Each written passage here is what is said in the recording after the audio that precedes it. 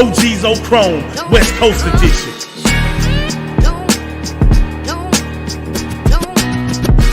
Hosted by Fast Harleys Only, Big Sale. Motorcycle Entertainment Television takes you full throttle through the streets of Oakland, Compton, the Bay, and much, much more. With OGs like Big Punchy, Gorilla Blue, Big Rob, and Miss Showtime. Roll with us as we take you back to the origin of some of West Coast's hottest clubs and OGs. From the history to the future of these OGs.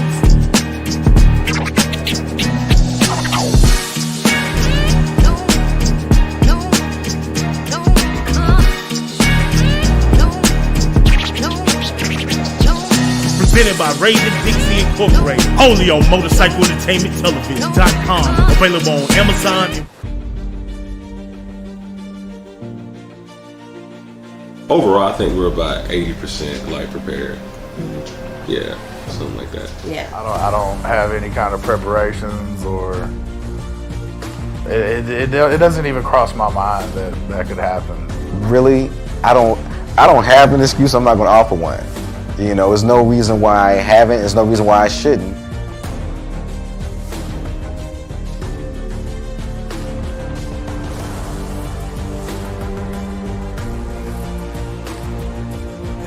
What's up, everybody? It's your boy Royce Massengill. And I'm Jamie Moorhead. Jamie Moorhead. And, well, actually, we are both entrepreneurs. My name is Justin. I have a family, 2 kids, fiance. Do everything from photography, videography, graphic design, software engineering. I'd consider us middle class. Name, and it's pronounced, I just say Ohalu Pillow. For a living, I'm a senior claims analyst.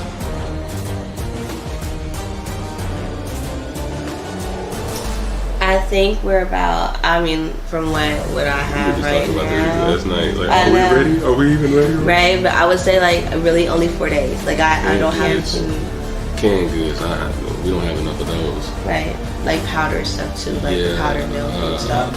Non-perishables, Not really. Maybe every 2 weeks we'll do a grocery shop, grab some stuff. No deep freezer. I would love to have a deep freezer, but unfortunately where we live is... Yeah. For how many? How long?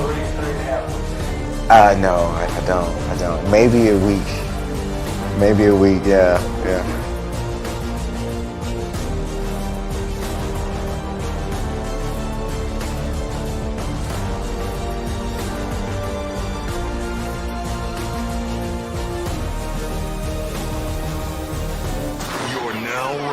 With DJ. They're not from around. It's gotta be my imagination. I think it's an innovation. I think it's an innovation. DJ Skinny. They not from around. Let's go. Who that? Respect the DJ. Slippin' Slide DJ. It's gotta be my imagination. I think it's an innovation. I think it's an innovation. I think it's an innovation. Man, they not from around here. I think it's an innovation. Greetings, Earthlings. This is my introduction. They say greatness doesn't come overnight, so I'm not rushing. Spaced out swag, best believe I'm paper touching. Super stupid flow, and you bitches can't tell them nothing. UFO, uniquely flying, outstanding. All I speak is cash. I see why you don't understand. UFO, uniquely flying, outstanding. All I speak is cash, I see why you don't understand me. Got a sense for drama, so I always keep the cannon. This is the invasion, so watch out for our landing. Standing tall, never too far. Spring and summer fashion, bro, I get it in the fall. Y'all about to start hating, and I don't mind at all. I'm a thriller like MJ, and my flow is off the wall. Who that? They're not from around. It's gotta be my imagination. I think it's an innovation. I think it's an innovation. I think it's an innovation. They not from around here. I think it's an innovation. Who that?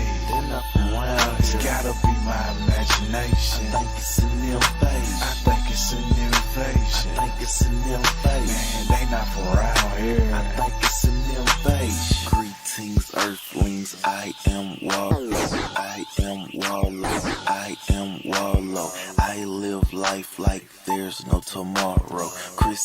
KGNOOB.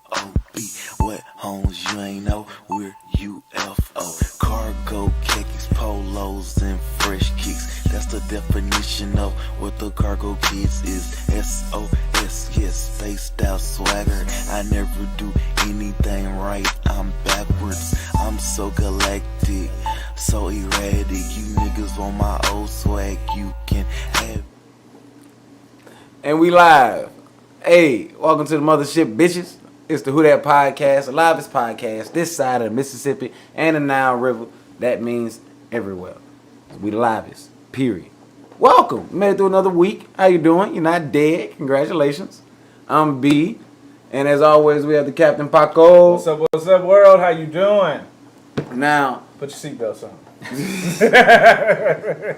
Now, it is June, and we have been covering the culture all month long. We have spoken about families. We have spoken about the female perspective and the perspective of artists that actually contribute to the culture and entertainment and all that. So now, on the end of the wrap-up, pretty much, this is the last Sunday of the month? Yeah? Yeah. All right, yeah. So, yeah, on the wrap-up of it all, we want outside... Actually, no, we're going to do one more. We're going to do one more? One more, yeah. Okay, so we're doing one more. We're doing another one. Bonus culture episode coming, just announced, world premiere. So next Sunday we'll have another one that'll be the wrap-up. So right now we're having a perspective from someone who's outside the culture and just has a perspective to share. So, Paco, will you introduce and let everyone know? People, I'm going to say a little something too first. People were asking me, and they were saying, they're like, why you want to do this episode? You know, why is this something you want to do? Because in my eyes, we can all sit around all day and just talk about, you know, our culture and da-da-da and blah, blah, blah. But, I mean, there's more in this world than just our culture. And sometimes getting an outside perspective of people, and, you know, you're doing more than just preaching to the choir. Sometimes when you get these things, you get to see things in a light, a better light, or a better understanding, or make a better judgment call in your own mind about these things. So keep that in mind, okay? Our guest today, we met in school, and we also both work in film and photography and such. And Brian Johnson? I guess you can use my last name. Oh, sorry. Now people can track me down. Oh, sorry. I apologize. It's no big deal. Okay. It's not going to be what they think it is, I hope. Right. So, track me down. You know, kind of tell them about what you do and who you are, so, you know, they don't just think, hey, it's a random guy. You know what I mean? I don't know. Like, I do stuff with computers, like you said, photography, videography, just anything in the technology world. I just try to keep up with where the world is going, and if I can beat everybody else there, try to make money off of it. Right. What would you say? That was a good way to sum it up. I like that. Right, yeah, you got to be innovative. Right? Yeah. Yeah. If you're the last person there, the money's already been made. Yes. I tell people all the time, by the time you hear about an idea and people making money off of it, it's too late. The money's made. Well, it's like cryptocurrency. Right. If you got into cryptocurrency now, or if you got into it 3 months ago, you lost your ass. Yeah, it's pointless. You're just following a trend at that point. Yes. You're following the way down. Yeah. Yes. So, so what we're going to do today, we've been talking about the culture. We've met with, Israelites. We've met with women. We've talked to all different aspects. So I want to talk about an outside looking in. So we want to get a white perspective on our culture, you know, negative and positives, you know. So, I mean, Brandon, you want to lead us in? Well, let's do a quick recap of what we've already talked about with the culture. Brian, you looked at the episodes. You've checked out all of them except the female one. Except the female one, yes. Shout out to Jamie Moorhead. She was our guest on that episode. But so you've seen when we spoke with Eli from the Art Contingency and when we had DJ Go Hard and Michael Fresh on. Yes. All right. Well, the first episode, guys, we talked about family. We covered how culture has affected the families and how it's changed over years. Then we had the female perspective, which was very insightful when it came to relationships, when it came to love, and how the culture promotes toxicity, or they may or it may promote, not no patience, instant gratification. We talked about, we really got into that a little bit deeper. Shout out to Jamie for that.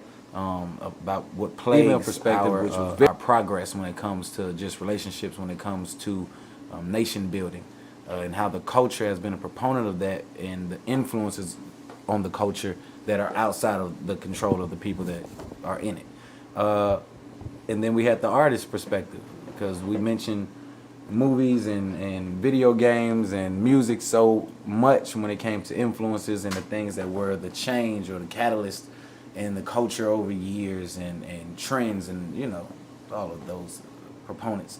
So we had some artists come on, and they gave a fair and honest assumption that I couldn't really argue with, but they talked about how the household needs to be more important, and if things are done at the house, then what comes through on the music won't affect the people in the culture as much. And everybody needs freedom of speech and the right to make their money off their art and however they want. And that was pretty much that. Did I miss anything from that episode? No, that sounds. No. Can I say something about it? Yeah. Okay. So I really agreed that if you change the culture, you change the music, without a doubt, because these people they're either doing that to make money, or that's what really comes from their heart. And if people, who relates to that music, when you talk about killing other people and doing that stuff, that might be the world that they see. Yeah. And that's why they think it's real. Yeah. Like, I know that he had talked about, or DeMario did, that they have to understand that this is just entertainment. But if they see rappers getting killed all the time, then it's not entertainment. It's real life. Yeah. Yes. And when they're walking the streets and they're around other people, that music that they're in love with, that speaks to them, that's like the background music to their life. So whenever they're in a confrontation with somebody, how are they going to handle that confrontation if they've just got repeating in their head, that if anyone disrespects them or talks shit about them, that their reaction is to eliminate them. So, I mean, how else would things be? I mean, how could things be any different if that's what's... Well, when we were talking on the last episode with the artists, we were also speaking about the options that people have in the culture when it comes to what you choose to listen to and feed yourself. Yeah. But when there's in situations, if you're in a moment or in an environment that that's what it looks like, you're kind of just gonna lean into what you feel like you can relate to. Yeah. And it may not be the higher frequency that you should be on, or positive listening, but it's a cycle, because you want to hear something that relates to you, but what you're hearing that relates to you is informing you wrong about how to deal with what and a lot of it's family life too. I mean, if they're used to handling their problems with violence in a household, and that's how they're going to handle their problems with everyone that they know. They're going to live... People normally are not going to be any different from where they came from until they realize that if they're not going to be different from where they came from, that they're not going to change. They're not going to change their kids' lives. You can't change the culture's life if you don't learn from your past and other people's past. Now, I think it's different, because in this day, it is more subject to influences, whether it be TikTok or video games or whatever, because you have all these mass shootings going on, but the households that they come from are not, violent or have domestic abuse. These are just regular kids that seem to just be snapping or want attention, or they want the clout, or they want to be known. And it used to be, you get a Timothy McVeigh, you know what I'm saying? You get somebody that just wants the acclaim of being this person. Well, but McVeigh, now it's like clout, and it's so prevalent now, because everybody wants to be the person on the timeline, like the person that ran up on Dave Chappelle. Yeah. Like that type of stuff. It's so many influences where you could be in a nice house, but if that kid is sitting in his room by himself too long, he could just be on a TikTok and get some influence from somewhere you have no clue. He comes out talking different. Why do you talk like that? Oh, that's the hot word. What? When we say it comes from home, though, it's a little bit different. I would agree with that 100%. But there's so many people now that like you say, sit in the room on the internet and they create their whole identity while their parents are downstairs thinking, "Oh, thank God he's out of my hair." Well, they're isolated. Or he's not outside. Yeah. Thank God he's safe from outside. And that's where they stopped. He's not outside. He won't get in trouble. He won't get hurt. He won't get harmed. He won't get into anything. He's inside at least. And now, all right, I did my part. I fed him. He has shelter. Right. He's up there. And then they don't know their kids rehearsing stuff in the mirror. Yeah. Right. And building this whole They're character. living in delusion. Like Yes. it's not a real life. They're creating real life because they don't interact with people to know what real life is like. Their interactions they truly feel like the digital is a substitute for the real, though. And it's so much easier on So the internet to just cuss somebody out and say terrible things. But when you see Mm-hmm. someone in person, there's a different connection. Right. But see, and that's what I was trying to get around to, because when you meet somebody and you have an influence of how to deal with somebody when they disrespect you, but you're used to your interactions being with people through comments, and so you're used to being disrespectful. Yeah. So you meet somebody Without who's consequence. right? Yes. Physical So consequence. Reaching person out and touching somebody. person A only listens to music that tells him to catch a body if anybody tries them. And you got person B who's used to being a troll, Yeah. but now they're outside and they become disrespectful. And person A is like, I'm not gonna let you disrespect me. You know what I mean? It's like when those two things meet, because that happens so often now. It's like the chicken place here. What was it? Popeyes? Popeyes, yeah. I mean, to me, both people did something they should not have done. Yes. But I can't condone what the black guy did to the white woman, because in life people are going to say bad things to you, and they can make you ruin your life. Let me fill you in there. Mm-hmm. What the media kept out of that, which we actually have footage, we released it, we got about 30,000 views on it. That woman, she was let go to go outside. They let her go, the door closed. She stood there for about 4 seconds. Yeah. She opened the door back and kicked them. Yeah. Then they ran out and they attacked her. Yeah. But So the them that she kicked was a pregnant woman. Yeah. Yeah. But you still can't go back and attack her. It is still assault, even though what she did was terrible. Kicking a Right. pregnant woman is terrible. Right. But it's like if someone does something to you, you can't go inside and get a gun and come back outside because they're no longer a threat to you. Right. But in the eyes of the law. to me, she got what she deserved, but it was still everyone did something wrong that led up to that. So how much do you feel in that situation that happened needed to happen before it's actually labeled a hate crime? If I call somebody a nigger and then I assault them and then they assault me, like at what level beforehand what more would she have needed to done for it to be labeled a hate crime? What did she do for it to be a hate crime? Do you think kicking the pregnant woman? Well, was the hate first crime?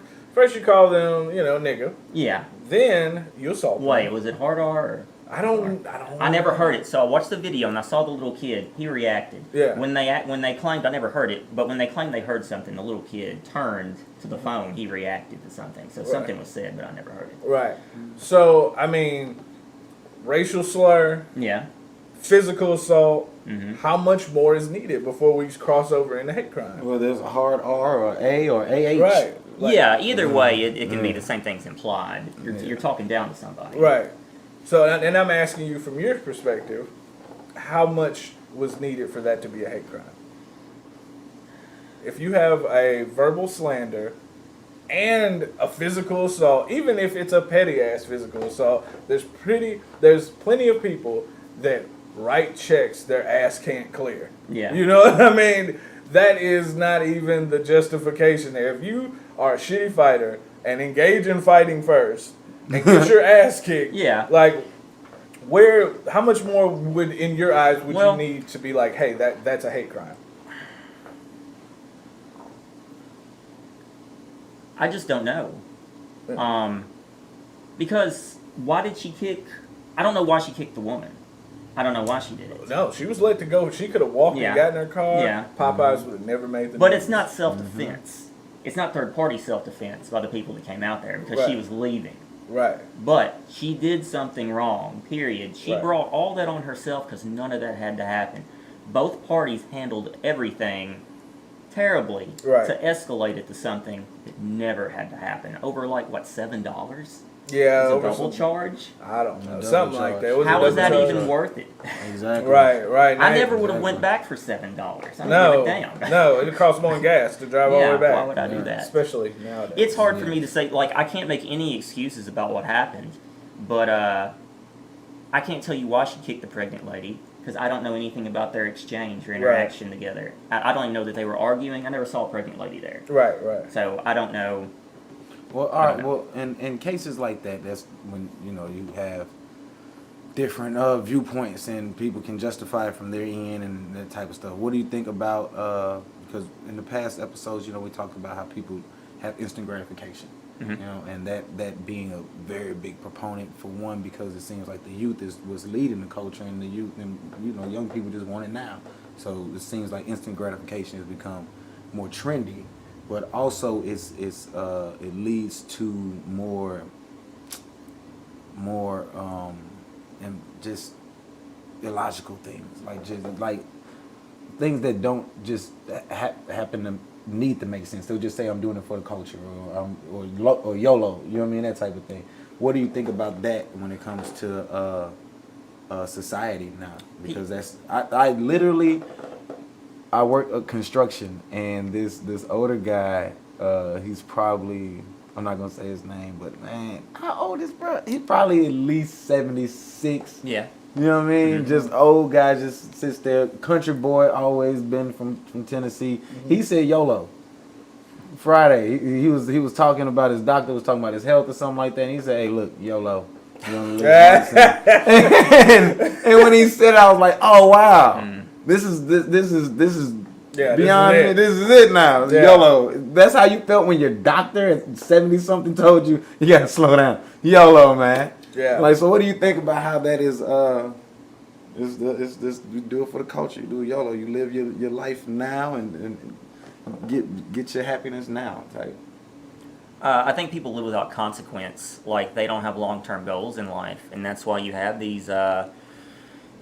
People have reactions to things that are over the top because they're not worried about how that affects their life in a year or the rest of their life at now. Like, you can do one thing and fuck your whole life up, and Definitely. people don't see that because I guess when they're young, they've gotten out of doing so many things, and they've never faced consequences for them. Like, do you think that the this new perspective or this new outlook on the approach towards goals and priorities and everything, I didn't see it becoming such a standard to where like a 70-something old guy is gonna be like, my doctor said stop eating pork chops. Man, YOLO, fuck that nigga. Right. But do you think that it getting to a point to where it's not just where are the boundaries in your mind to where culture stops? Like, where is American society, and then where is black culture, and then where is, you know what I'm saying? Like, Well, I would say definitely, it seems like this it's might the be the same. controversial thing I say, that negative black culture spreads faster to other groups of people than the good parts of black culture. Because I think young people see, he said it was outlaw culture, but I see it as ego. I see it as wanting to have power over somebody else. You said or wanting to outlaw show culture? off. Yeah. Yeah. Outlaw. I said that as Americans, we love the outlaw. Yeah. So, in Yeah. white I love James teens and everyone's eyes, the outlaw is the thug. James Dean. I that's then. We're talking now. Oh, but I'm saying Yeah. though, like, What's the mob? If you want to go then, the mob, James Yeah. Dean, even even Elvis Presley. a little Johnny Then, Cash. Yes, then Johnny Cash, Waylon Jennings, Chris Christopherson. Don't get me started on outlaw country, but Right. I'm only 30, so I think that still plays a part. Because if I'm saying James Dean and I'm 30, like we did that school dance and they knew all the old songs. You know what I mean? I think that really plays a role. Like black glasses, leather jacket, You know what I mean? That just that look, that outlaw look, that greaser look. You know what I mean? Right. That fringe, that fuels everything in America. I can see that because I love James Dean. So now, fast forward to today, our present day outlaws are our gangster rappers, and you know what I mean, or even YouTube personalities that's doing, crazy shit. You know what I mean? Yeah. Like, But you see, I view that as somebody else. But these kids view that as themselves. Right. That's the difference. If I watch the movie Dope with Johnny Depp where he sells drugs and it's romanticized and it's entertainment, but I think, if I do that, what's going to happen? Right. What if I get away with it once or twice? You think I'm just going to stop? It doesn't end there. No. It never ends well for any of these people. Never. Including the rappers. The crazy thing is that's in the movies. Yeah. The ending is, we just hold on. We see the ending and we actually will compute. All right, that's how logically it ends. Right. But when you're young, you're seeing it, and you, like 50 Cent said one time, everybody thinks they're gonna be Scarface right before they come to the house with the guns. They think they're gonna get right to that point, and then they just get out the game, and everyone thinks the end of their story is different. Yes. But it doesn't end differently. And It then all they- ends the same way. They think the movies, the clips they take after the movie, like they watch the movie and they see how it ends and they see where the hero fucked up, and then they think, well, I'm just not gonna do those Yeah, I things. just You do it know? differently. Yeah, I learned Hindsight's from the always movie. 20/20. Right. Yeah. Those so- situations never end. You know, you might be a big badass, but you only have to lose once. Right. Lose forever. So yes, and then it fucks everything. No one is undefeated.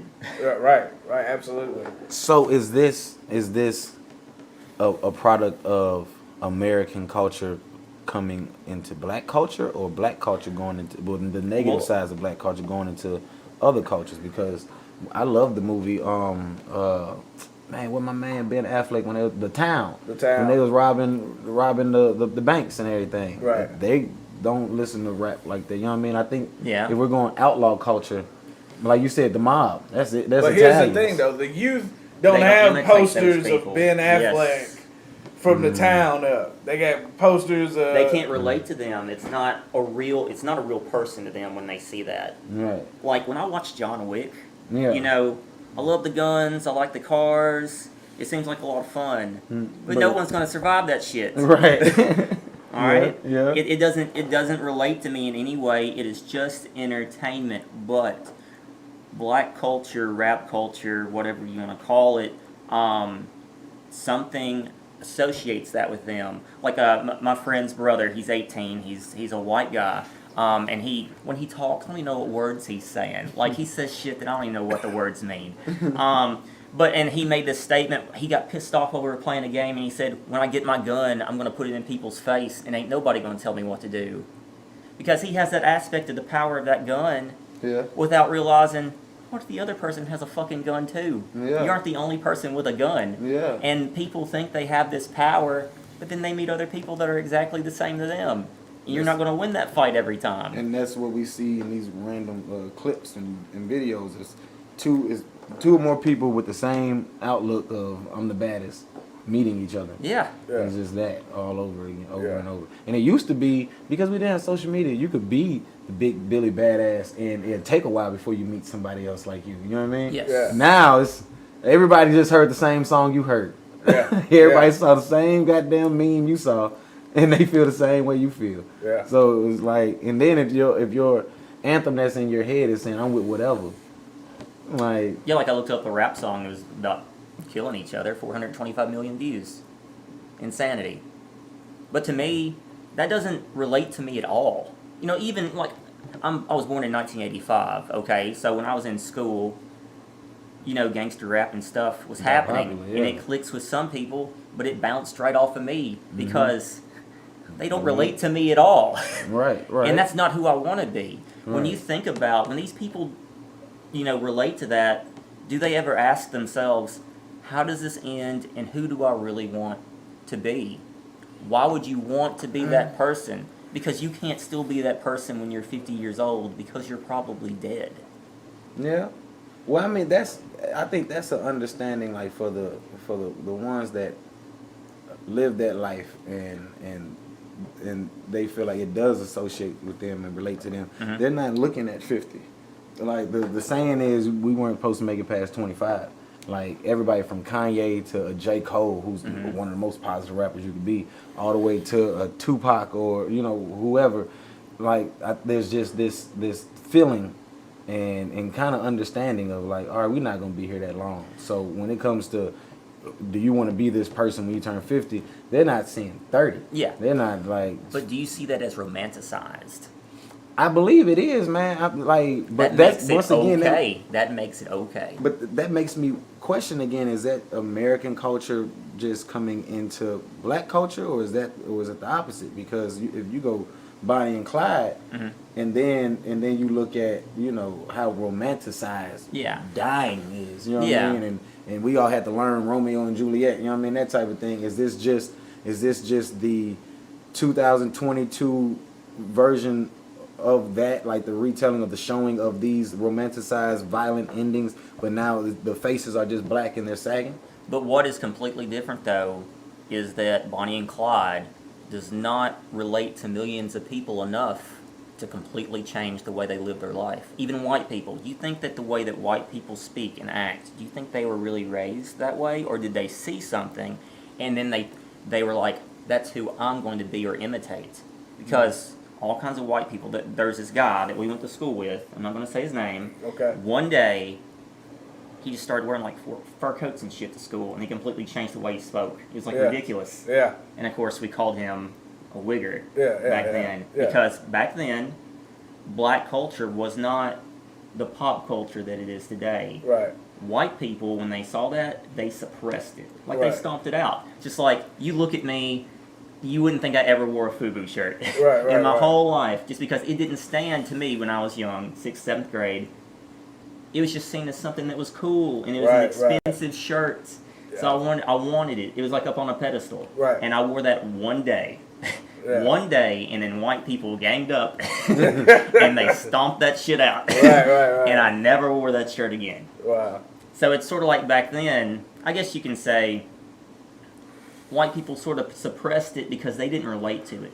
Like they saw the negativity of it that you guys talked about in your previous episodes. Right. But I feel like for some reason, it's different when I talk about it as to when you guys talk about it. Because I agreed with almost everything that you said in your other episodes. Right. But like someone on the crew wouldn't even be here today because they were scared of what I might say. Right. Even though I completely agree. Right. With so many things that you say. Right. So, okay, let's go ahead and jump into the meat of this. Okay.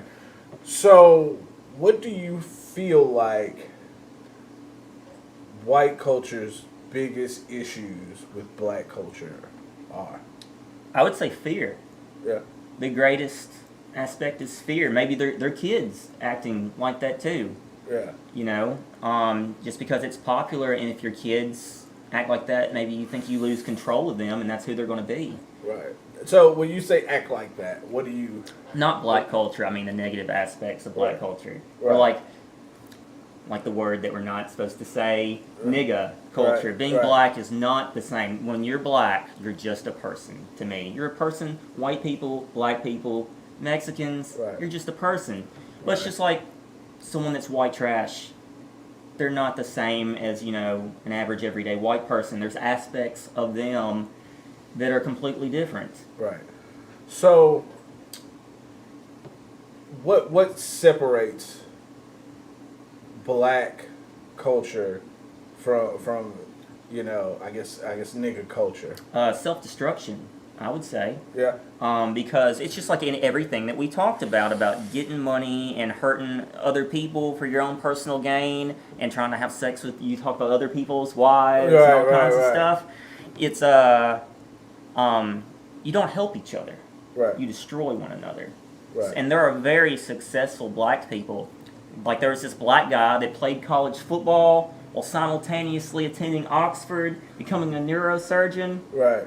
Why isn't that man on a pedestal for other black kids? Right. How do you think he's going to be on a black kid's wall? Right. Got you. But why would he? Like the parents could put him there if the parents wanted to raise their kid in that image or gear them toward that. Or maybe another thing that I've said is that some people, black people, might be overly obsessed with their blackness and that puts them in a box. Right. Like when I was little, I had posters of Ken Griffey Jr. on my wall. Mm-hmm. It wasn't that he was black, he was a baseball player. Right. I knew he was black, but that didn't mean anything. Right. So do you have little black kids with like Elon Musk on their wall or something like that? Right, right. That would push them outside of their box. Right. If you're culturally in a box, you are handicapped, no matter what your culture is. Right. Just like white people, if they can't expand outside the farm, then what can they do? Right. If you're just a farmer, the world is changing. You're stuck there. Right. If you're stuck in the past, how can you be successful in the future? Right. And I think that's something, I think absolutely black people are changing. So from when I was in school, the worst have gotten worse, but other black people think they've gotten better. Because I think that they're around more white people, I guess you could say, just because people aren't closed in a box. When white people are just around white people, what do you think happens? Right, right. Bad things happen. Right. Right. So I think that things are exposure actually then. getting better. Yeah, because you can relate to people. You have empathy for other people when you actually see them in person. Maybe it eliminates stereotypes and you can relate to them more. Maybe you can see that people aren't really that different, or you can hear what their problems are and maybe feel sorry for them and maybe try to help them. Right, right. But if you just see people from a distance, maybe you just want them eliminated. Yeah. Because you're scared of them. Right. Change, scared of differences, things like that. I can understand. So now, would you accredit that change? You said because they're hanging out with white people. I disagree with that. I would say the internet and the open exposure to be able to investigate other livelihoods and cultures and stuff like that from the security of your own privacy in your own home, I would accredit it more to that than anything. Like there's, like I said, the blurred culture, and then, you know, if you decide you want to be a violinist, you know, you don't know any violinists in the hood, you get on the internet, and there's the mad violinist, the black violinist, and he's talking about doing, you know, and then so I personally would accredit that more to the internet. I think there's a lot of negatives that come with the internet, but culture-wise, I think the internet has provided exposure to everything for everybody. And you can either use that good or bad. You know, you can either be a violinist, or you can go up there and learn how to throw up gang signs. Yeah, I think the internet makes smart people smarter and stupid people dangerous. Yeah. Brandon, you got anything on that? I mean, yeah, that works. When I say white people, I don't mean imitating white people. I just mean that you're around people that are different from what you're used to. Like if you're in Chicago and you don't see white people and everybody, you know, around you is a gangster, how the hell are you going to act? Right. So, Brandon? I feel like when it comes to a black culture or nigga culture, I feel like the ones that we would consider the ratchets or the thugs or whatever that is the amalgamation of when you make a Frankenstein. Okay. So I don't really hold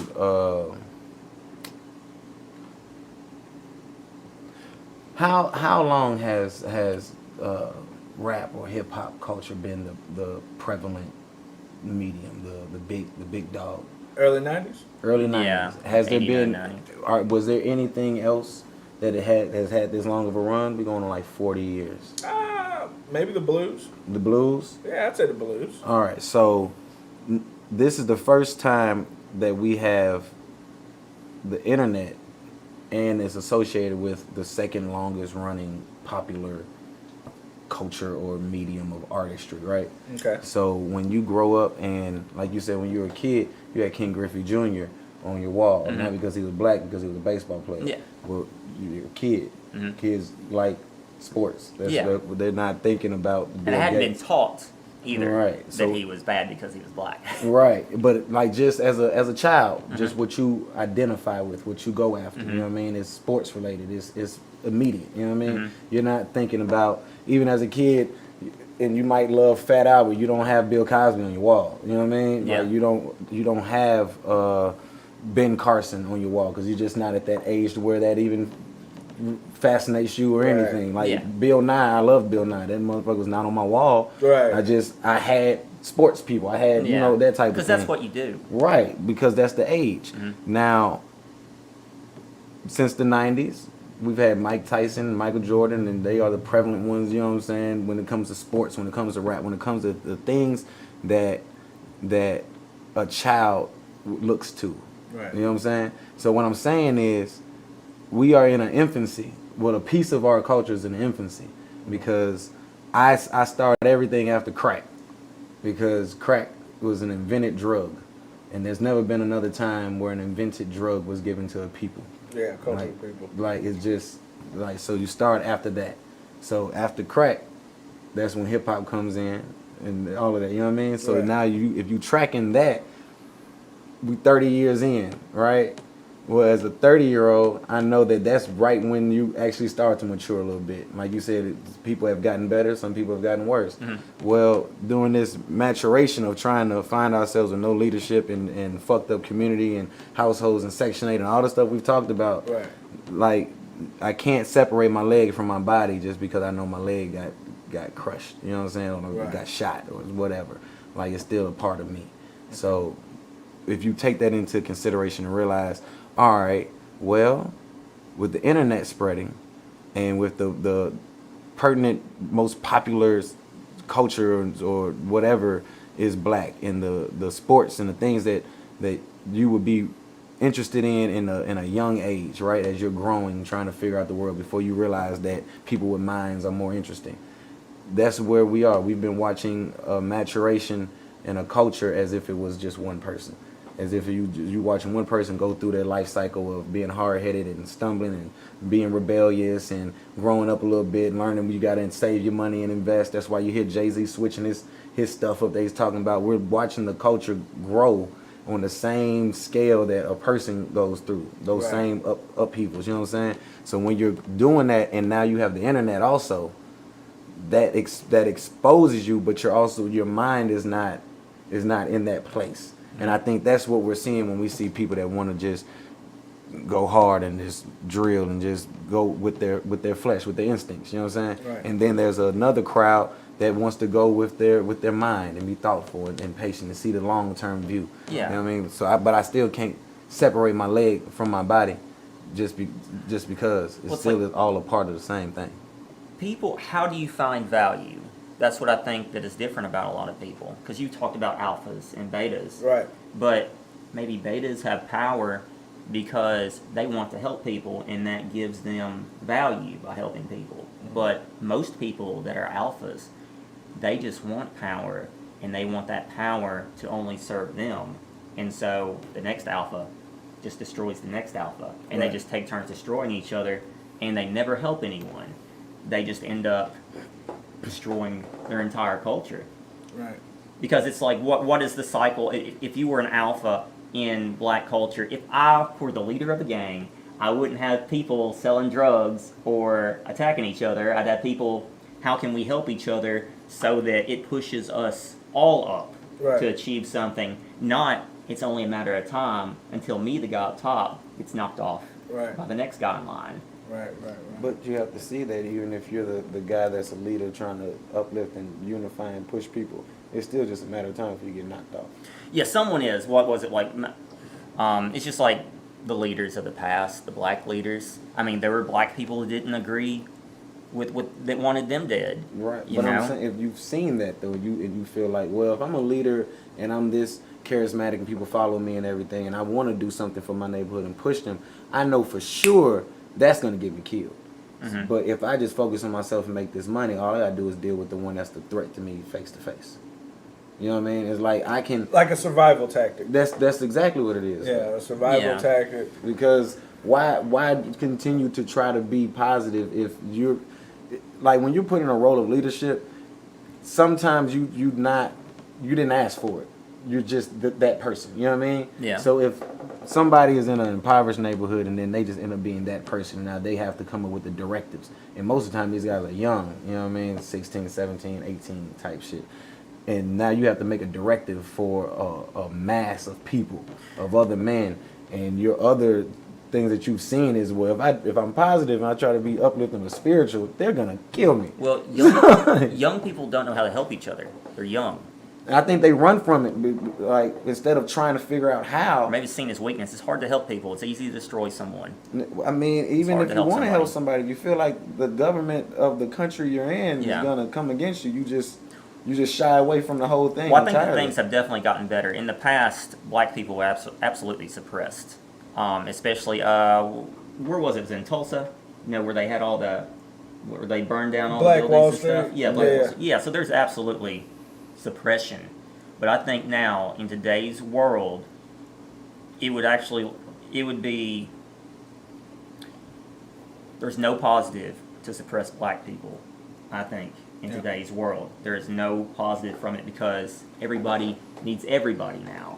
There is no, keeping black people at home or out of a job or in prison. It's like if they legalized weed. Yeah. How much would that change? I mean, everything positive would come from that because people are going to smoke weed. At least you could make money off of it from the government with taxes and keep people out of prison. The numbers are there to prove the amount of benefit. And when you send people to prison, it does not make them better. Right. It makes them worse. Yeah. But then you guarantee that they come back to prison. Yeah, absolutely, because they go back into the world that put them in prison. Mm-hmm. So why are they going to be any different? And they were surrounded by people that committed crimes. It just gave them an education in how to commit more crimes. Right. It's called repeat business. Did people go to prison and then talk about how they're really never going to come back, or they think they didn't do anything wrong and they're just going to go out and try to be better at what put them here? Well, they start institutionalized and everything. That becomes from privatized prisons and the profit from that. You know what I mean? Prison is a business. Even our judicial system now is a business. Like, when you go into those, all you got to do is spend some time in the courtrooms. If you go in the courtrooms and you sit and they do like the check advance places, I've said this 1,000 times on here. You go in there, they'll have 200 people on the docket. That means the court is going to at least make $70 a head off of that docket alone from that one company that's got 200 people they're suing. You know what I mean? Mm-hmm. So that, and also something I want to hit on too. All right, well, you talk. Can I throw this in real quick? To speak on like nowadays, it wouldn't be advantageous to suppress black people and all of that. And the neurosurgeon you were talking about that was playing football but also going to Oxford, why isn't he on people's walls? Well, when it comes to suppression, that guy is not going to be mentioned during Black History Month.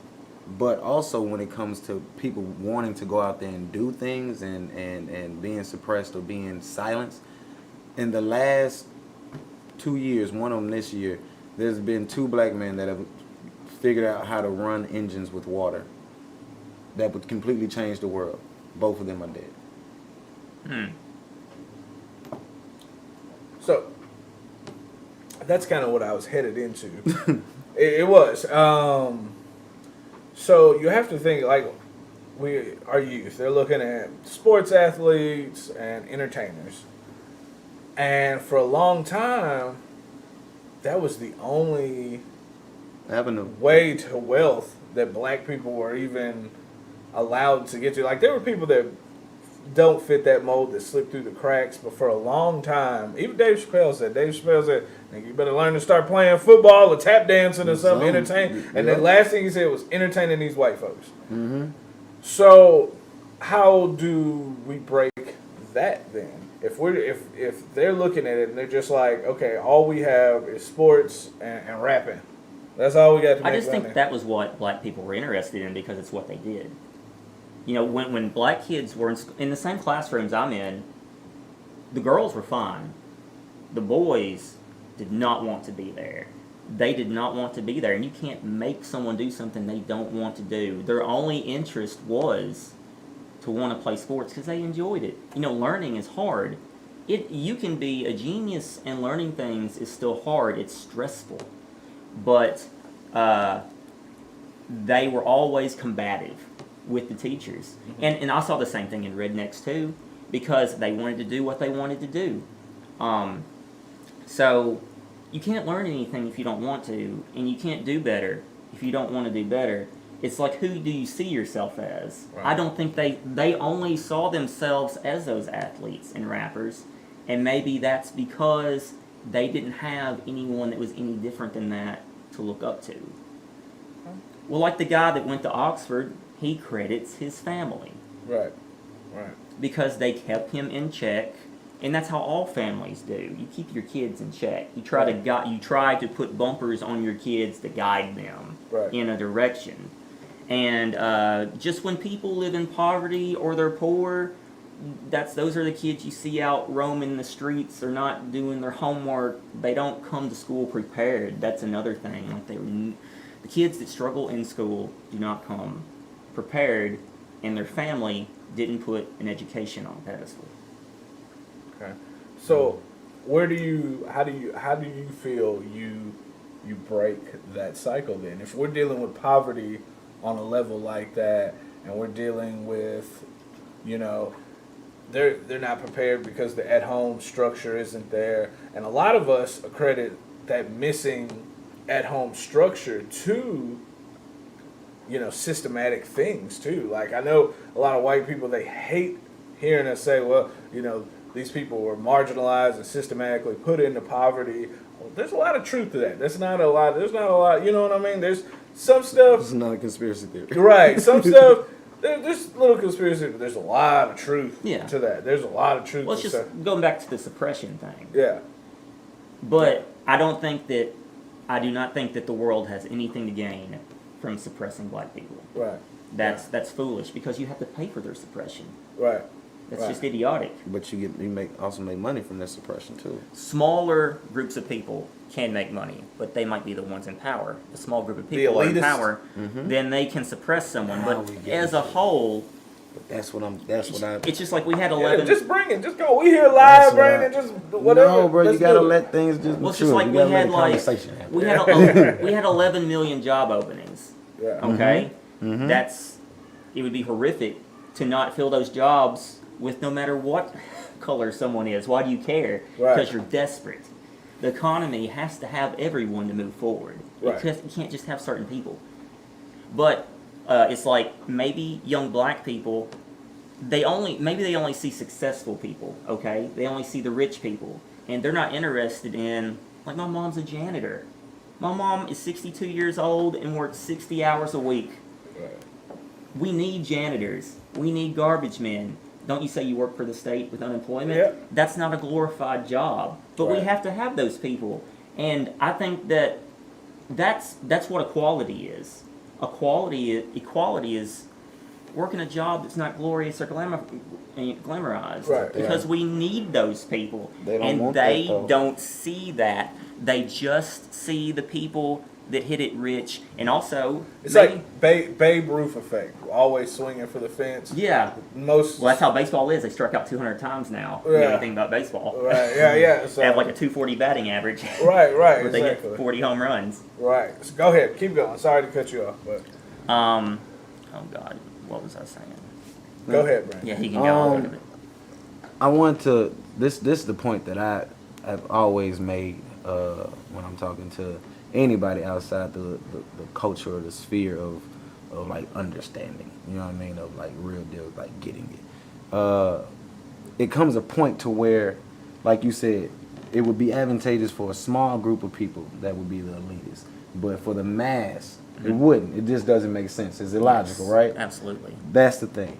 If tomorrow we woke up and all the white supremacists, all the members of the Klan, all the neo-Nazis, all at the same time, they got together at a meeting to change their mind. They like everybody. They like blacks, they like Jews, they like Catholics, everything. They you know what? We're wrong about those black guys. Fucking love them. I don't know why we were giving shit about chicken. I love chicken. Everybody loves chicken. If everything was cool and harmonious, right? Yeah. The day after that, it's still going to be the same. Because you do not affect public policy. That's like when we're talking about like systemic or oppression or subjugation or any of that. It's only advantageous for a small group of people, but that small group of people has the control in this to where even if 2 million people sign a petition to not go to war in Iraq, there's 2 million people, we still win. You know what I mean? Well, it's just like if you have 300 million people sign a petition to say make weed legal, right? That doesn't mean it's going to be legal. Exactly. Well, I mean, that is going to be on the midterms, though. But and see, that's the thing. We still have to talk about them talking about it. So it's a. We're gonna get to everybody's questions. Just keep hanging in there. Go ahead. It's just we have to real deal get to the point to where we realize, like just with the weed, 300 million people want to do it. The entire country is with it, and it's still not happening overnight. So when we try to get mad at each other, or when black people start talking about systemic things, I feel like white people are feeling like we're saying white people did this to us. No, we really mean the system itself. Now the system is controlled. If you go to what those elite people look like, they're all going to be white. Right. But that's not the focus of when we say the man. You know what I mean? It's just with Section 8. To get on Section 8 and get cheap housing, you can't have a man in the house, which means your kids aren't going to have a dad, which means without a dad, the household is going to be tainted. So, like we said, the household will affect the music will affect the culture. But if the government has it set up to where you can't have a man in the house, so then you can actually live and you got your 3 kids and you need to have affordable housing, that whole cycle is going to happen because that kid without a dad isn't going to be pushed to do his homework because he doesn't have a double household. His mom's at work. Right. You know what I mean? So when we say system, the KKK could love us tomorrow, and that system of that is gonna still be that cycle. Well, see, that was the one thing that I disagreed with, and not that it was done on purpose. It's just that you can't give men a free place to live, because then they wouldn't work. If you already have a woman in Section 8, maybe she needs to be there because she can't pay for childcare. She's going to be working for childcare, so she does need a place to live, and those kids do need shelter. But I don't think that not allowing a man there is done to keep them from having a father. It just means that you can't have all these people piling in to have a free place to live. Because if that man has a job, he should be able to afford an $800 a month rent and then pull those kids out of that Section 8. Just like a girl I used to see, her mom lived with a man for 10 years and would not marry him because she was going to get a discount. Her daughter was going to get a discount to go to college. So that didn't stop her from being married. It was just taking advantage of something that the government had put in there, but they didn't do that to keep her from having a father. It's just like I think Section 8 can be a good thing for kids because maybe it keeps them from a bad neighborhood or something. But I think that an indirect consequence of that is not having a man there, but there's not a man there because maybe that's not more important to the woman than having a free place to live. If she really wants to have a family, she can get with a man that works and pays rent, and then they can move out of there if they want to, if that's a better place. But that was one of the things, of all the episodes, there's only a few things I disagreed with. And what I disagreed with was that was done on purpose. It was done because you can't just have men. There's no reason a man can't work. He's not stuck with the kids. So there's no reason a man can't work and afford $800 to have a place to live.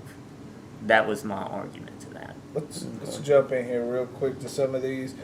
Jamie Moorhead said, can you tell us your thoughts on Planned Parenthood and them targeting the black community? And they also, Royce Messenger wants to address your rebuttal for police brutality. How do you feel about that? Okay, for police brutality, I just think that people in a position of power love to abuse it. That's just part of having power, no matter who you are. And that's another thing. Maybe if you made weed legal, you'd have a lot less black people that can't be police officers, because now that you don't have that weed thing on their record, that really frees up a lot more black people to have a lot more black people out there, possibly interacting with other white cops and policing their own people.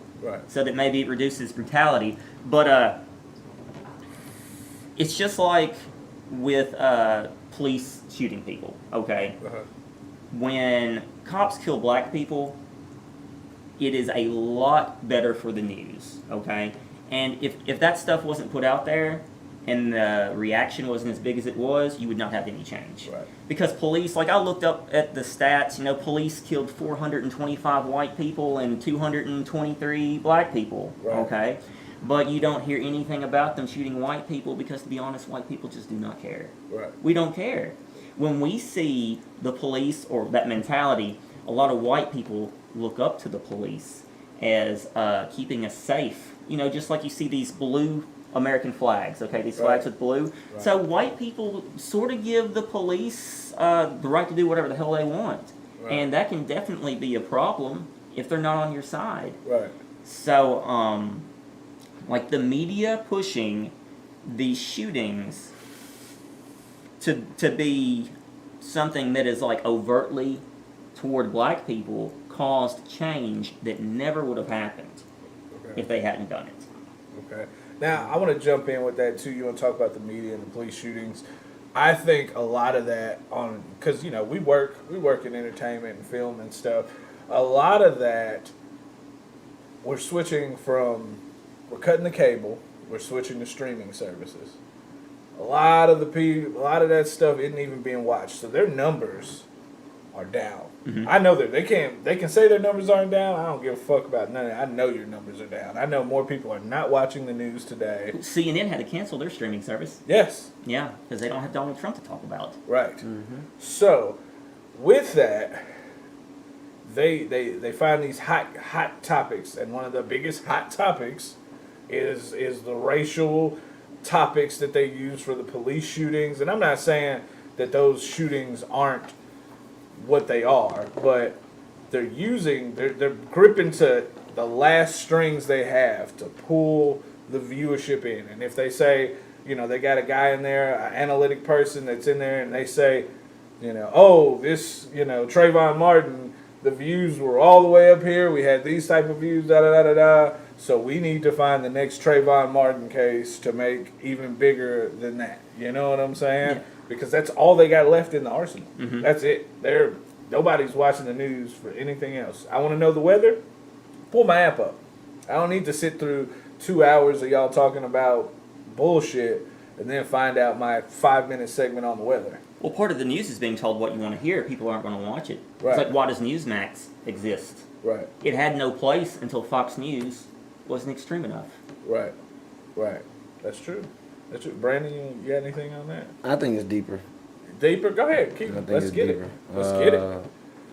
When we had the George Floyd riots going on, there were pallets of bricks laid in the streets. So why would you put pallets of bricks out in the street when there's a peaceful protest being planned? Right. So if you go from there, if you have a riot, then now you have all this commotion, and then you go to defund the police. All right, so if you defund the police, now we have no protection, and then right after defund the police became a hot topic, all of a sudden gun laws became more lax. So now anybody can walk around. You don't even need a permit. I think it's all part of a big plan. I mean, I don't believe in coincidences. Right. So you mean to tell me in the same spots where they put the bricks and wanted to make a hoopla about riots and burning down stuff and everything, those same states now have made it easier for everybody walking around with a gun, and those same states were the proponents. Well, not the same ones, but yeah, the same ones. But then there's more states. Right, you know what I mean? That made it easier for gun control. So what's the plan? What's the end I feel like we. To be honest with you, I feel like it's a Democratic push to make things look more chaotic. I feel like we are being ployed into a big ass setup. We need to make it look a certain way, so then we can justify reactions. Or control? Are they trying to push for control? What's the? No, I think they're trying to push just for more leverage on a society and a political thing. Like we're talking like socio-political type of dynamics. When like if you look at the red and blue, how they went voting wise, you know what I'm saying? Like people are always on the fence, but if you can show, it brings good numbers and everything, but you got big pharma paying your advertisement, you're making your money regardless. But if you have a proponent of violence and up against the law and lawlessness and rampantness running wild, then now that gives you more leverage for legislation. That gives you more money that you can make for lobbying. That make, you know what I'm saying? Right, it just opens it up better. Then those private prisons, because Joe Biden is the king of fucking prisons and shit, and Kamala Harris is the queen of it. Yeah. Like now, those private prisons start getting more people involved. They were really going for a big push before Biden to ban privatized prisons. That was something in New York that was really trying to ban, and then Como and them got Me Too'd. So that was the end of that. I feel like the Me Too movement is a torpedo that you can't be stopped. All you can do is recover from the blow, even if absolutely. So you got somebody. I feel like this just all goes together, man. Like, why would all these things just happen? Just right. All of it, and then because they all become talking points for those talking heads on these TV shows. You know what I mean? And these talking points all lead to the next thing, the next domino. You know what I mean? So if it was just about catching views, it wouldn't translate over to legislation so easily. Right. Oh yeah, that push is definitely for power. I mean, why does Fox News report on what it reports? Why does CNN report on what it reports? Is to push people. It's just like, why do people? If people are, if different people sat at this table that believe different things, they would not hate each other nearly as much if they could get Tucker Carlson out of their head. If they're just talking to an individual, they probably don't dislike that individual. Right. But if they're isolated in an echo chamber of beliefs, that builds them up to an extremism. That's why you have an extreme left and right now, and the people in the middle are alone. Yeah. But the people in the middle are so numerous. It is so many people in the middle to where you don't hear them. That's why you don't know they exist. Yeah, and but I feel like that translates over to the poor viewership. You know what I mean? Yeah. And when we're talking about how that permeates, you get, even if it's not an echo chamber, it might not even be your thoughts you're having, but if all you're shown is the extreme view of the other side.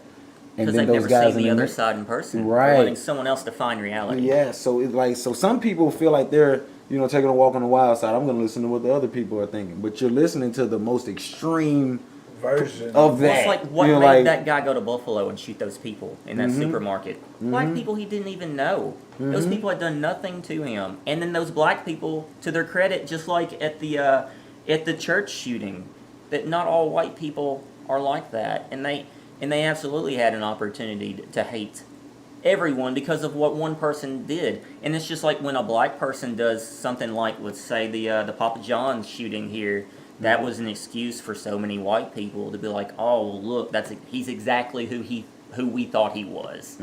But you can't think of people like that because you don't get anywhere. You don't get anywhere hating each other. You have to try to understand each other and have a solution. If you don't have a solution to a problem, then the problem just doesn't fix itself. True. Planned Parenthood, and I didn't want to. Oh no. But what they were saying, they said with the numbers you threw out, with the 200 black shootings. Yeah. Now they said with 60% of the United States is white and 16 black or something like that. 12%. 12? Oh, those numbers, absolutely. But here's what you have to understand. You can have those numbers, but then you can say the population is 60% white, 12% black, but black people commit more homicides. So do you say, are there more police interactions with black people and less black people still die? Black people kill a little bit more than white people, but there's, 5 times more white people. So are those police interactions more dangerous with with black people, since you're dealing with people that kill a higher percentage of people? Well, it's a math problem, right? Okay. But you can use. All right, it's just like when you watch CNN, they'll use that one side of that, but they won't mention. You have to watch both. If you watch both sides, you're going to have some truth, and they're all going to tell their story that they want to push on you. But if you listen to both sides, there's truth in there somewhere. Go ahead, Brad. Well, I've never seen any black officer kill a black person. So if it's just based on an officer and power trip and everybody just gets killed by power tripping officers, why have I never seen a black cop shoot a black person? Well, that's what I went to about the marijuana reform stuff. you need more black officers. The people that police you should look like you. They shouldn't all be white people. But I think this is true. The guy that died in Maryland that got the rough ride, I think that the driver of that rough ride was a black person. That doesn't justify it, but they like they've even done studies where when they go through training and they have like a person on the screen when they do virtual training for police officers, they said that black cops were still 60% more likely to shoot an unarmed black person because they thought they saw a gun, there's no gun there, just out of some kind of a fear for some reason. But yeah, you're right. I haven't seen. So why do you think that fear is there when it comes to police officers and black people? Is that like training, or is that because they see the culture and they feel like some police officers are tired? You can't be tired of dealing with people. Okay. True. Once you get tired of dealing with people, then they're not a person anymore. All you care about is yourself. True. Oh, now there was a black guy that shot. There was the incident where the woman was yelling that the guy had a TBI, traumatic brain injury, and she kept yelling he didn't have a gun, and he was shot and killed by a black man. Yes. But he did have a gun. He had one down in his shoe. Yes. But CNN refused to talk about that he had a gun, and that makes things worse because not all incidences are all on the police, but when there's a chance for them to be on the police, one side will push the hell out of that. But without them pushing those so hard, you would not have any sort of police reform. George Floyd's murderer would never have even gone to trial if people didn't go. Sometimes you have to go too far to make change happen. I think you can't just go up as far as you need to go. Me and Paco had this talk when we first started like becoming friends. This is when I think he realized I was a little bit extra. But I've always felt like in America, you have to. That's the only way. That's the only thing that translates because that's what we started. We started with kicking T off the boom. All right, you want to know how we feel? Yeah. That's how we feel. Yeah, you know what I mean? Yeah. So like, if you start with that, everything that has happened in America up to Martin Luther King had to come from even Martin Luther King, he went too far and people, criticize him for letting people get beat up on TV on purpose and stuff. But you have to have a form of extreme for it to translate in America. Gandhi could just sit and have a fast and go on a hunger strike. They ain't never seen nothing like that in India. Right. Like we come from revolution. You know what I mean? Right. So when you have that proponent of the society, period, when you're trying to get your voice out there and be heard, you have to go the extra step. People don't react until they see things are out of control. Yep. Or at least the perception that they are out of control. And that goes into what I feel about this is an infancy like and maturation that we've been seeing because you see just these acts of wanting to be heard, but it's like a tantrum or it's just a quick instance of brashness, you know what I mean? And whether it be the two black girls that took over the mic for Bernie Sanders or the guy that shot all the cops in Dallas with the sniper rifle or whatever it is, it's these moments of I'm not being heard and I have to do something more than yell, so I'm gonna throw something. Yeah. You know what I mean? And like, but that's what translates in this society. I feel like American society speaks louder in the culture than just black people. And over these past few episodes, that's what I've been like hinting at, that they're influences that are not in control of the people in the culture. Like when we talk about CIA meetings and stuff, right, like there's influences that permeate that can be seen as trauma. When we talk about trauma and during that episode, I was like, you gotta look at the trauma that's beyond yourself, that type of thing. I feel like there's a lot of influences that on a culture that is still maturing. Yeah. It's still trying to get footing. You know what I mean? Right. Like who's a leader in this culture that's over the age of 35? Well, it's like who is on your modern day black Mount Rushmore? Right. And are any of them over the age of 35? Well, and then some of them that are the voice, maybe you don't want them to be. the voice. You know what I'm saying? Like CNN always bringing on rap artists to talk politics, but don't bring on black politicians. You know what I mean? Like, Yes. CNN will be like, we've got, so and so CEO of this, we've got so and so political analyst this, and here's 2 Chainz. I knew you were gonna say 2 Chainz. CNN had 2 Chainz on a couple of times. Yes, why you got 2 Chainz talking politics with people like? Or Trinidad James. Yeah, Trinidad James. Well, that also doesn't show young black kids. It's like, this isn't all black people. This isn't who you have to be. Right. You don't have to be 2 Chainz. Right. You can be somebody else, and that's perfectly fine. Right. That is a big part. I'll agree with it. A big part is, And you don't have to be rich to be happy. Being rich is the worst thing that ever happened to some people. Yeah, that's true. You can look at the lottery.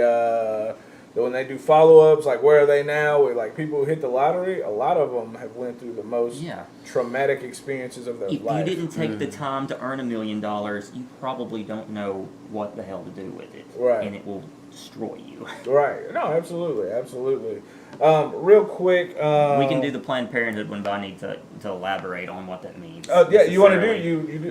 We can answer all the questions. Okay. But I need to know what that necessarily means. They need more information, Jamie, on the Planned Parenthood. If you could, break it down a little with the bit. Roe versus Wade verdict just getting overturned and everything. When she was talking about how it pertained to Black lives, Planned Parenthood was started by a woman, Margaret Sanger, who was a eugenicist, and so she's probably asking. How you feel about Planned Parenthood and their effects on the black community when it comes to how the Democrats and the pro-life crowd have made it such a big thing when it comes to putting it under the umbrella of civil rights, but the main users and the main consumers of their services are black women. And I thought it was 37% black women, but if you do the population math, it's 32% white people, and you multiply by 5, and so there's more of a share of black. Yeah, over the last 20 years, half of the black population has been aborted. So we would literally be double our numbers if right. Yeah. But do you think this might be the most controversial thing that's said? Do you think that it would be good to have all these people around whose parents are not in a position to raise them properly? Do you think that if you have more of those people around, that they become more of a danger to themselves, and it makes things even more out of control? I think that more people is always good. Okay. Not to get too spiritual, but do you believe in God? I wouldn't take it away from somebody. Okay. Every answered prayer, or every blessing, or even if you don't believe in God, or you just go into the Bible, everything that was like this work of God comes by way of a person. You know what I mean? So the more people you have, the more likelihood. Like when you say, well, why don't we have more doctors being put on pedestals? Why don't we have more? If you have 20 million more, there's going to be some hundreds of thousands in there that are proponents of good. Or even if they're not, if you just give poor people a chance, you could. If we had 20 million more people, just when it comes to consumership alone, when it comes to 11 million jobs missing, when it comes to, you know what I'm saying? I just think they definitely want them numbers now because they can't fill any positions. Exactly. But go ahead, keep going. But I feel like people is always a good thing. Like, you have to make good people, of course, and then that's the responsibility of the village or the community or the country or whatever. But you have to make good people. But I think more people is always a good thing because many hands make for light work, and then we have a chance to diversify. You know what I'm saying? You're not stuck in the narrow margins of this is the only black people that we see is 2 Chainz, and you got to be an athlete, and you know what I'm saying? If you have 20 million more, there's going to be, out of that 20 million, there's going to be at least 2 people. 1 in 10 million of them is going to be a W.E.B. Du Bois. It's going to be a Thurgood Marshall. You know what I mean? I just feel like the likelihood of good coming out of more people is higher than the likelihood of bad. Well, I would agree with that as long as we were at a point in culture and society that you actually knew what to do with those people. That is the problem. It's just like Africa. Think of all the people in Africa. Those people are wasted. because they are not given the opportunity to be who the rest of the world is. Right. So just think of, if you take 1 million minds and you educate 1 million minds, that's why all these super rich people are white, because of the opportunity, the family structure. It's not because black people are incapable of being Elon Musk or Jeff Bezos. It's because the pool of people that have opportunity to pick from is a lot smaller. It's just like female presidents, okay? Look at who your options have been. It's Sarah Palin and Hillary Clinton. Yeah. Women are just as smart as men. Women can be more educated than men. How many women give a damn about being president? It is a lot smaller number of people than men. That's why you have less to pick from. It's like black people. How many black people want to go outside their cultural stereotype? It's a lot fewer. I think it's huge, actually, right? Because we have the unique position of not having a history. So I think that when it comes to, that's actually what we do the most. We take on other cultures. We'll be the Migos, or we'll be the Japanese hentai type cosplay, or you'll see black people that think they're Puerto Rican or they're Spanish, or the black people that identify with the Native Americans, and black people that are like, well, I'm really from Trinidad and I'm really from Tobago and all that type of stuff. Is I feel like to try to escape the generalization of thug, jigaboo, Americanized, tap dancing person that as soon as they get a chance to see Egypt or they see anything that relates to them, that's my face, but it's not the stereotype. Yeah. Oh, I'm that. I identify with that. That's me. You know what I mean? Oh, I'm that right there. We come from kings and queens. I don't care which kings, which queens. I don't need to know their names. I'm them. You know what I mean? I feel like we take on other cultures as an escapism for lacking our more history in our own. I just feel like that's a minority group, but I also think that like the Well, it's gonna be subculture, because it's a minority group, but of a minority. Yeah. Because I don't know those people. I mean, I know people that love, what are these cartoon, Japanese cartoon stuff? Anime. Yeah. I know black people that like anime. It serves no purpose though for people to put themselves in a box to believe that they can't do whatever they want because of their skin color. It doesn't help society. It doesn't help anyone. Yeah, true. It's hard to convince them people that see people get killed for being like this. You probably don't know Nipsey Hussle, but Nipsey Hussle. I just know the name, but I couldn't tell you who they are. He was one of those like mixtures of from the hood but wants to do good. So he was like to this generation, he was the best height of not getting spiritual. Because Martin Luther King, Malcolm X, all of those were spiritual people. Jump in. I'm not gonna change the topic. He was more. It was a best example of wanting the change while embracing the culture still. Yes. Go ahead. Yes, and he died. So it's kind of like he was killed. He was killed. Yes, he was killed. And it's kind of like when you see that, even if you want to aspire to be, look, I'll be honest with you. I'm gonna tell you a secret. All right. Okay. So I have something I invented, right? And it's legit. I invented it. And me being an inventor is nowhere in my trajectory of ever, if you ever known me ever, would you be like, Brandon's gonna invent something. But Paco has seen it, and it's pretty fucking amazing. I was talking to a guy about it, black dude, and I was telling him about it, and like was getting into the details. He's like, "Whoa, they're gonna off you." I was like, "You think so?" And then we started talking about the two black guys with the water and the engine. Yeah. And he was like, "Dude, what you're doing? Yeah, it's cool, but you're fucking up a lot of money that's already in place." He was like, "They're gonna off you." He was like, "So if I was you, I would go ahead and that's great being an inventor, but don't do no interviews." And it's the reality of that of. Even if you want to aspire to be good and like do some shit that's completely outside of stereotypes or even your norm, you just be like, you know what, I'm gonna do something that is black inventor over here, some whole thing. I'm not gonna do any entertainment or athlete stuff. It's still this fear thing there where it's like because of your skin color and because of the history we've already seen, you might still die. I know you want to find another way to not sell dope, and you don't want to do this, and you don't want to play basketball, and you don't want to get into the music industry because they might make you sell your soul and all that stuff. Even if you find all those things, I'm going to do this over here. It's still, all right, in your pursuit of doing this different thing to raise yourself out of where you are, you still, they still might kill you, bro. You might have had an idea too good. I still think the best thing with that was to let as many people know about it as possible. Because the more people that know about what you are doing in the age of the internet, if something gets 425 million views, 400 million people are going to know somebody may have killed you, and that gives you power. But you're still dead. It's a martyr. Yeah, but you're still dead. Dr. Sebi is still gone. I just don't see that. I know someone like that is in power would like to buy that from you. And that's the perspective I was coming from. Because you look at the glass half full. You look at the glass and you're looking at the humanity of the world and with a possibility of what could happen positive. Yeah. Right? That's how you're supposed to look at things.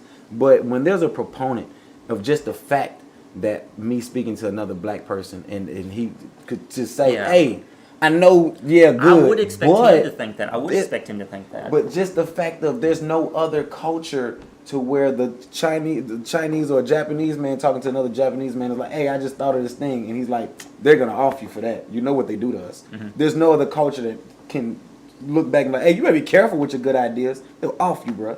You know what I mean? See, I would never think that, though. Me either. Or I wouldn't think that about black people either. You forget the realities of shit. So then in the past. So if you're looking at the past, it doesn't give you much encouragement to be anything more than the entertaining, dope dealing, nigga killing dude. Because those guys, Jay-Z's still alive and he's got $1 billion. Why would I not just stick to the script? You know what I'm saying? I just think some of that though is self-suppression though.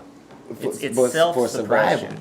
But I don't think that helps you survive. I think when you go do all that other stuff, you just assure your destruction. Because I would absolutely believe that the world wants to move forward now. They want to move forward, but sometimes when they think they're moving forward, they might really be that comes moving back backwards. To the elitist agenda too. Like they don't want to really legalize marijuana. I don't know what the holdup is. I'll tell you. Religion. I could see the religion. No. It has nothing to do with that. It has everything to do with pharmaceutical. Yeah. Okay.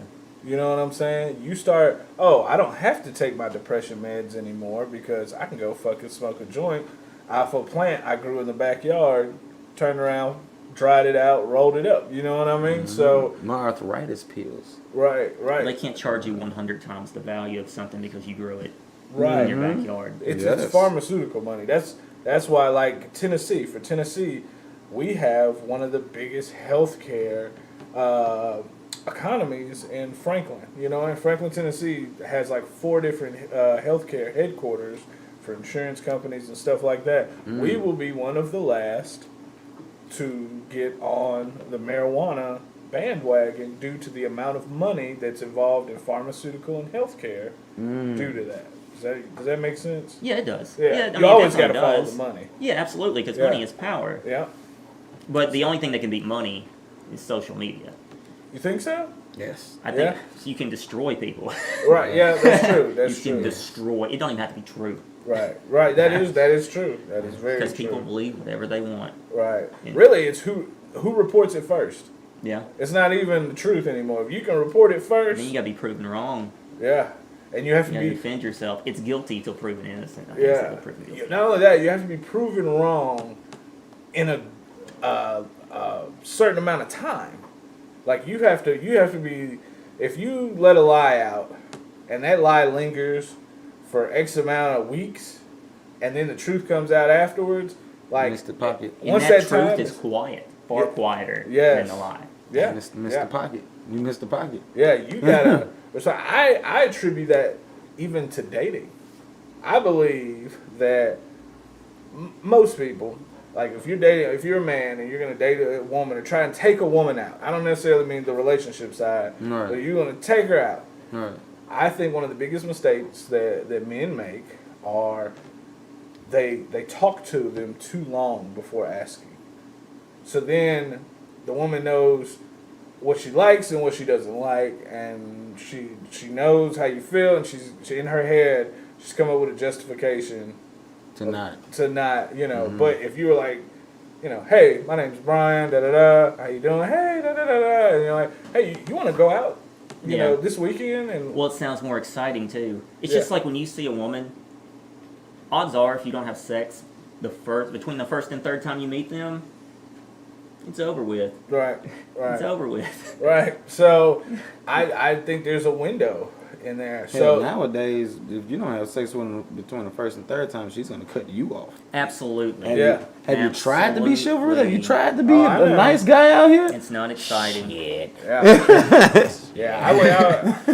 Let's get back up. That's a whole other topic. That'd be a great show for me to make everyone hate me about. But you know what though? The feedback has been. I don't even want to read the comments. No, it's been good. It's been good, even from women. There hasn't been any real negative feedback. People have questions. They want to know how you feel. I'll answer anything. Just like if we even continued on the Planned Parenthood thing, I'm here for as long as y'all want. Yeah, right, okay.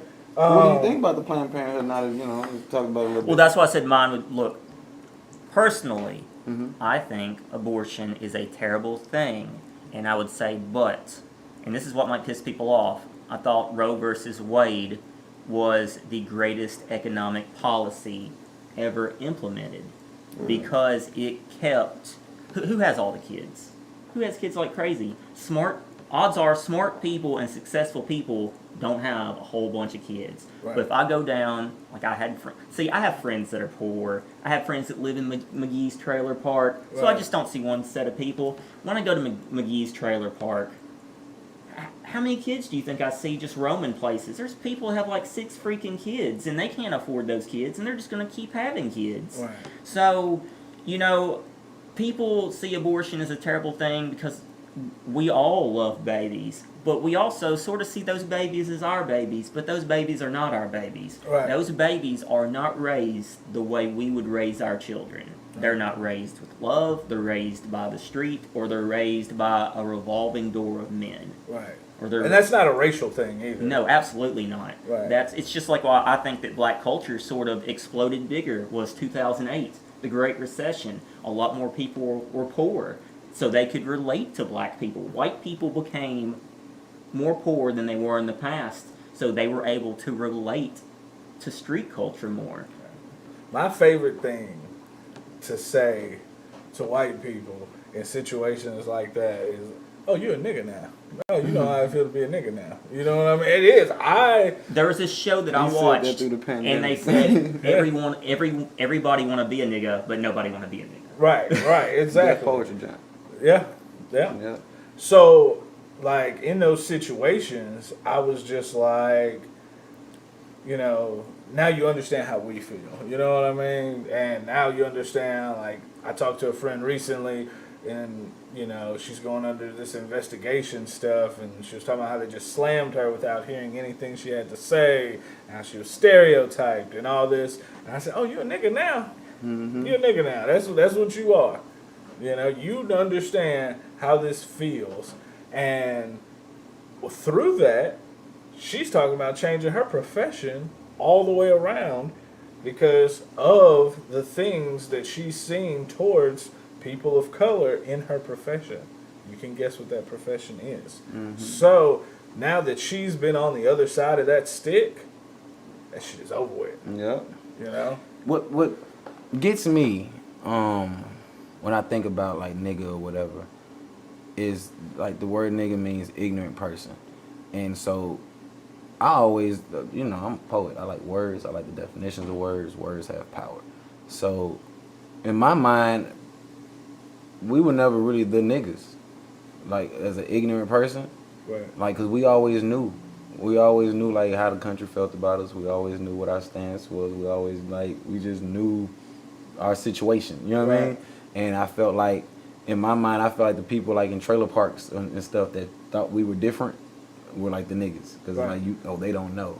Or the people in trailer parks that went to the voting polls and voted Republican. That's what I'm saying. Like, all kinds of people that talk about Donald Trump's going to make people work, and they're the white people that don't work. Right. And I've always like just felt like when it came down to when we really get to talking about niggas and the people that exhibit like ignorant qualities and shit, right, is the ones that just don't know they're like in society. Like, no, you're in the same.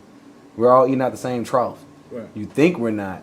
We realize that we are. We realize where we are in the society. We realize what the upheavals are. We're not ignorant to the standard. To the situation. Yeah, but everybody else, they just now realize, oh God, you could put me in the same. Wait a minute, when you told everybody to stay in the house, that meant me too?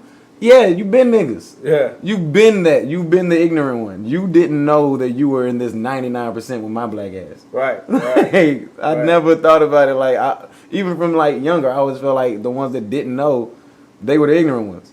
We knew, and we just found ways to like take lemons and make lemonade like everything else. Well, I think that's the main fear of people that are white supremacists or racist of black people being just as good as them. Mm-hmm. That's their real fear. Mm-hmm. It's just like there's some kind of a great replacement that people talk about. I didn't even know it was a thing. Okay. Of white people with Mexicans. They believe it's the great replacement, that they're all coming Wait, for their can jobs. You break that down? A great replacement. That they're going to work cheaper, than white people just take work. all the jobs. Yeah, and take all their jobs. But if you're better at something, you have nothing to worry about.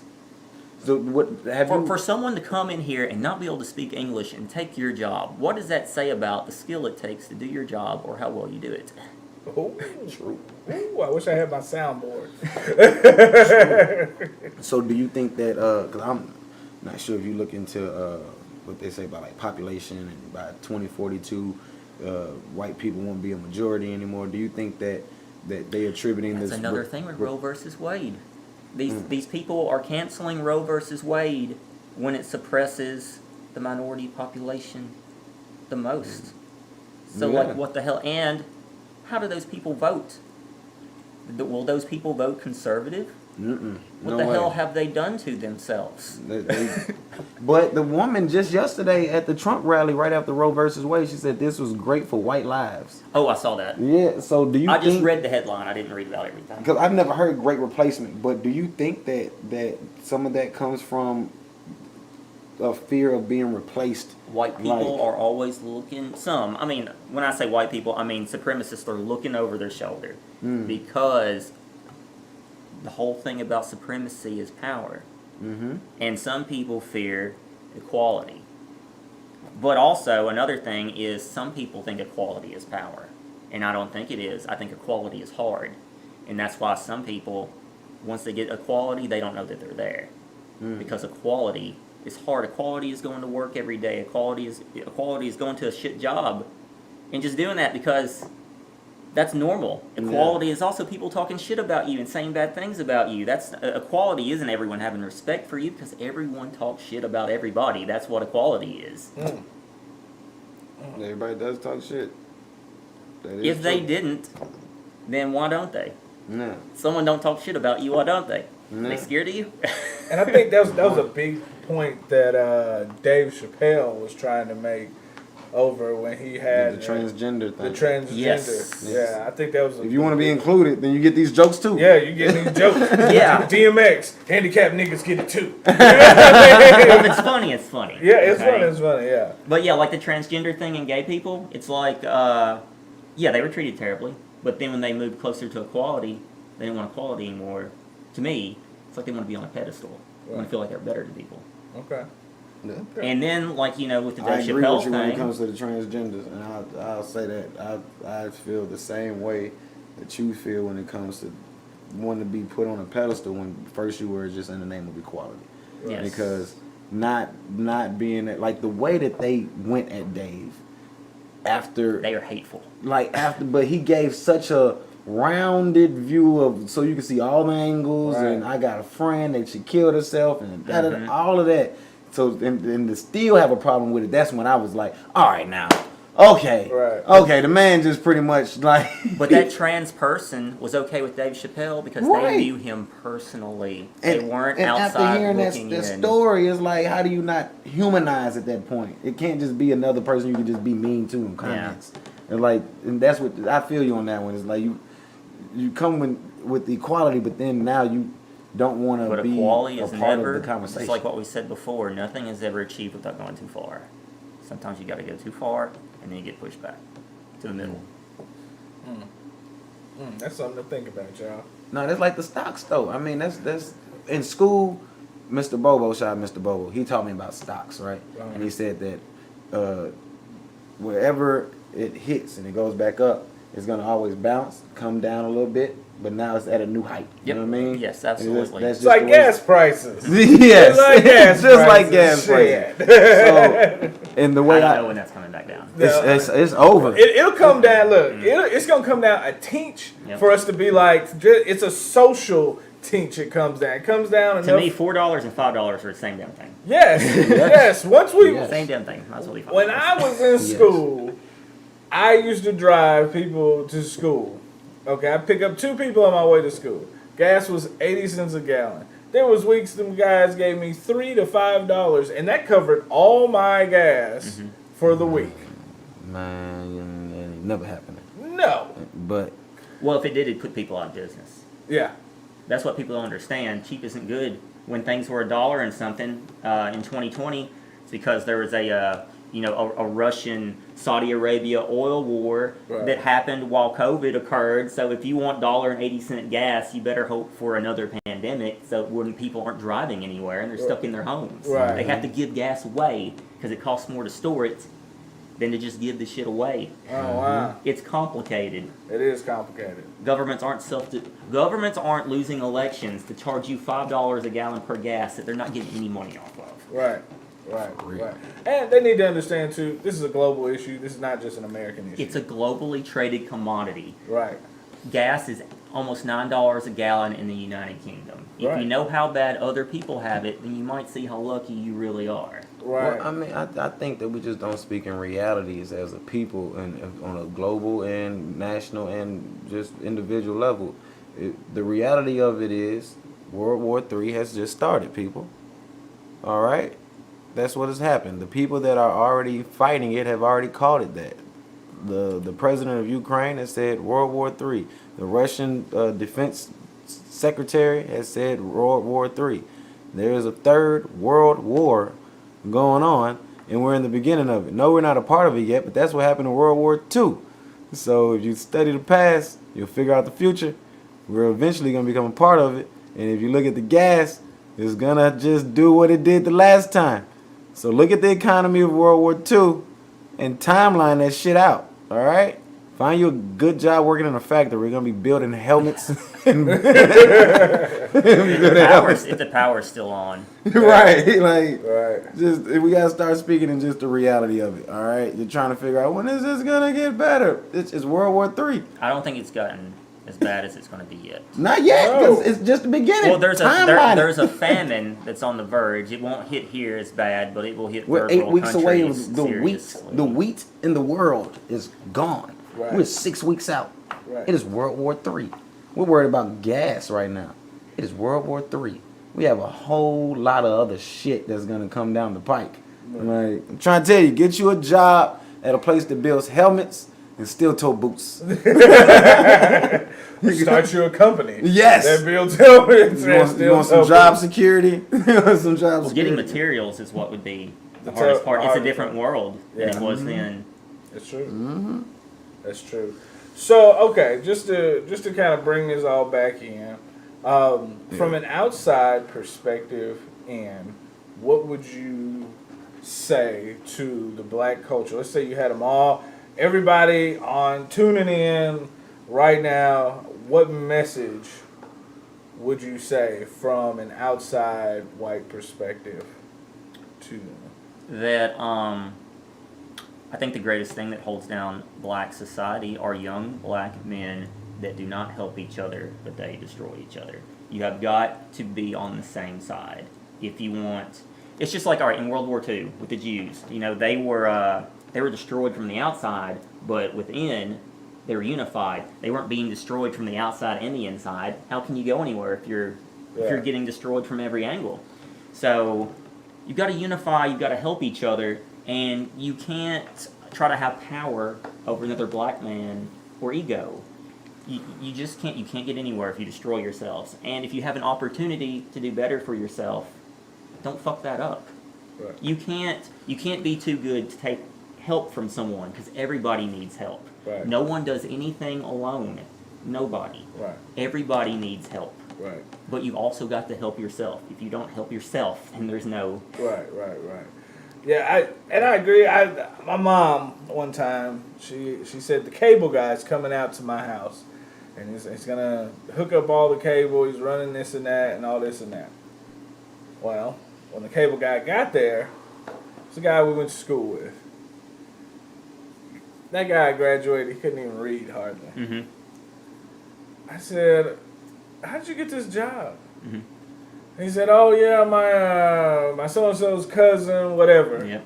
got him the job." Okay. I said, "How much are you making doing this job?" He said he's making like $26 an hour. This is years ago. You know what I mean? When $26 an hour was like, oh, I can raise a family by myself on that. Yep. You know. Mm-hmm. And he's trying to hook the stuff up, and I can tell he doesn't know what he's doing. Mm-hmm. You know, I have a little IT in me. Yeah. You know. And I'm trying to tell him, look, this needs to do this. You probably want to come through here, and you don't want to do that. You know, this is a drop ceiling. Do this and that. And he was like, man, you should do this job. And I said, looked at him and I said, I don't have a cousin that'll give me that job. Yeah. Who Right. you know means more Yes. than what you know how to do. It's just that person that got that job because of who they know has to do so bad that eventually they go out and get someone that knows what the hell they're doing. Right. I was in that position. I had a job where I was only making $40,000 a year, working under a guy that had no fucking clue what he was doing. Right. And I just stayed at that job for 10 years until he lost that job. And then I got my opportunity, even though I knew more than him the whole time. Right. But sometimes those people have to just fuck up so bad that eventually the people that know what they're doing get their chance. Right. Wow. Brandon, you got anything you wanna add to this conversation? Any direction we need to go? The cure to the culture, from the conversations that we've had, I believe that we are in a state of Stockholm syndrome. Just as a people, I feel like we're trying to make the best out of a situation that keeps presenting itself as what it is, and then we get in a state where we have to try and make the best out of a situation and explain why we act the way that we do. So, what I think we should do is break the Stockholm syndrome and honestly start to look at the reality of the situation. You are in a conquered land, and you came here as a conquered people. In the annals of history, there's never ever been a conquered people that got the rights in a conquered land that we are looking for, and that we always talk about and complain about, that we say are the reasons and the root of the traumas and all the shit that happens to our people that we popularize. So to fix that, you have to break the Stockholm syndrome, and to break a Stockholm syndrome, you must leave your captives. So until we do that, we're just going to keep going around and around and around about this conversation. Elaborate on that. Yeah. Leave your captives. What does that mean? Leave the mentality. Leave the mentality of dog eat dog. Leave the mentality of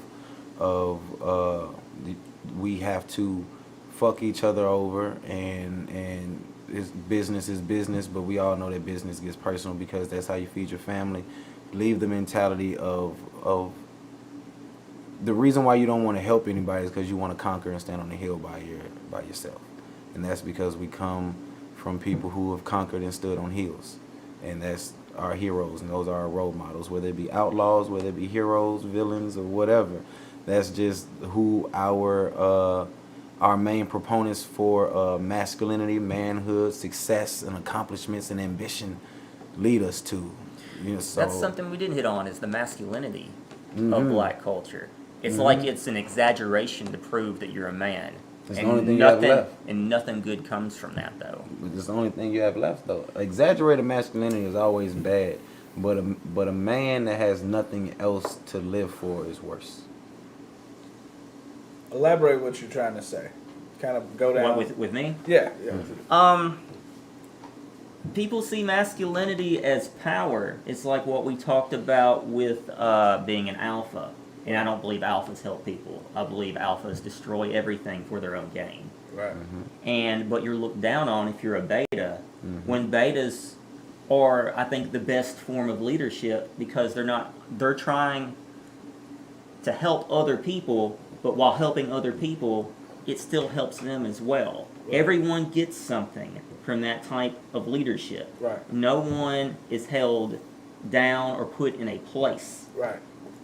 Things never stop building up or moving forward when everyone is trying to help each other without trying to destroy each other to have power. Right. So, kind of describe like this masculinity. So people can say, "Oh, that's me," or "Oh, that's not me."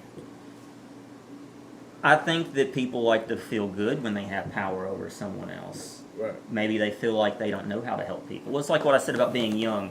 16-year-old boys don't know how the hell to help people. Right.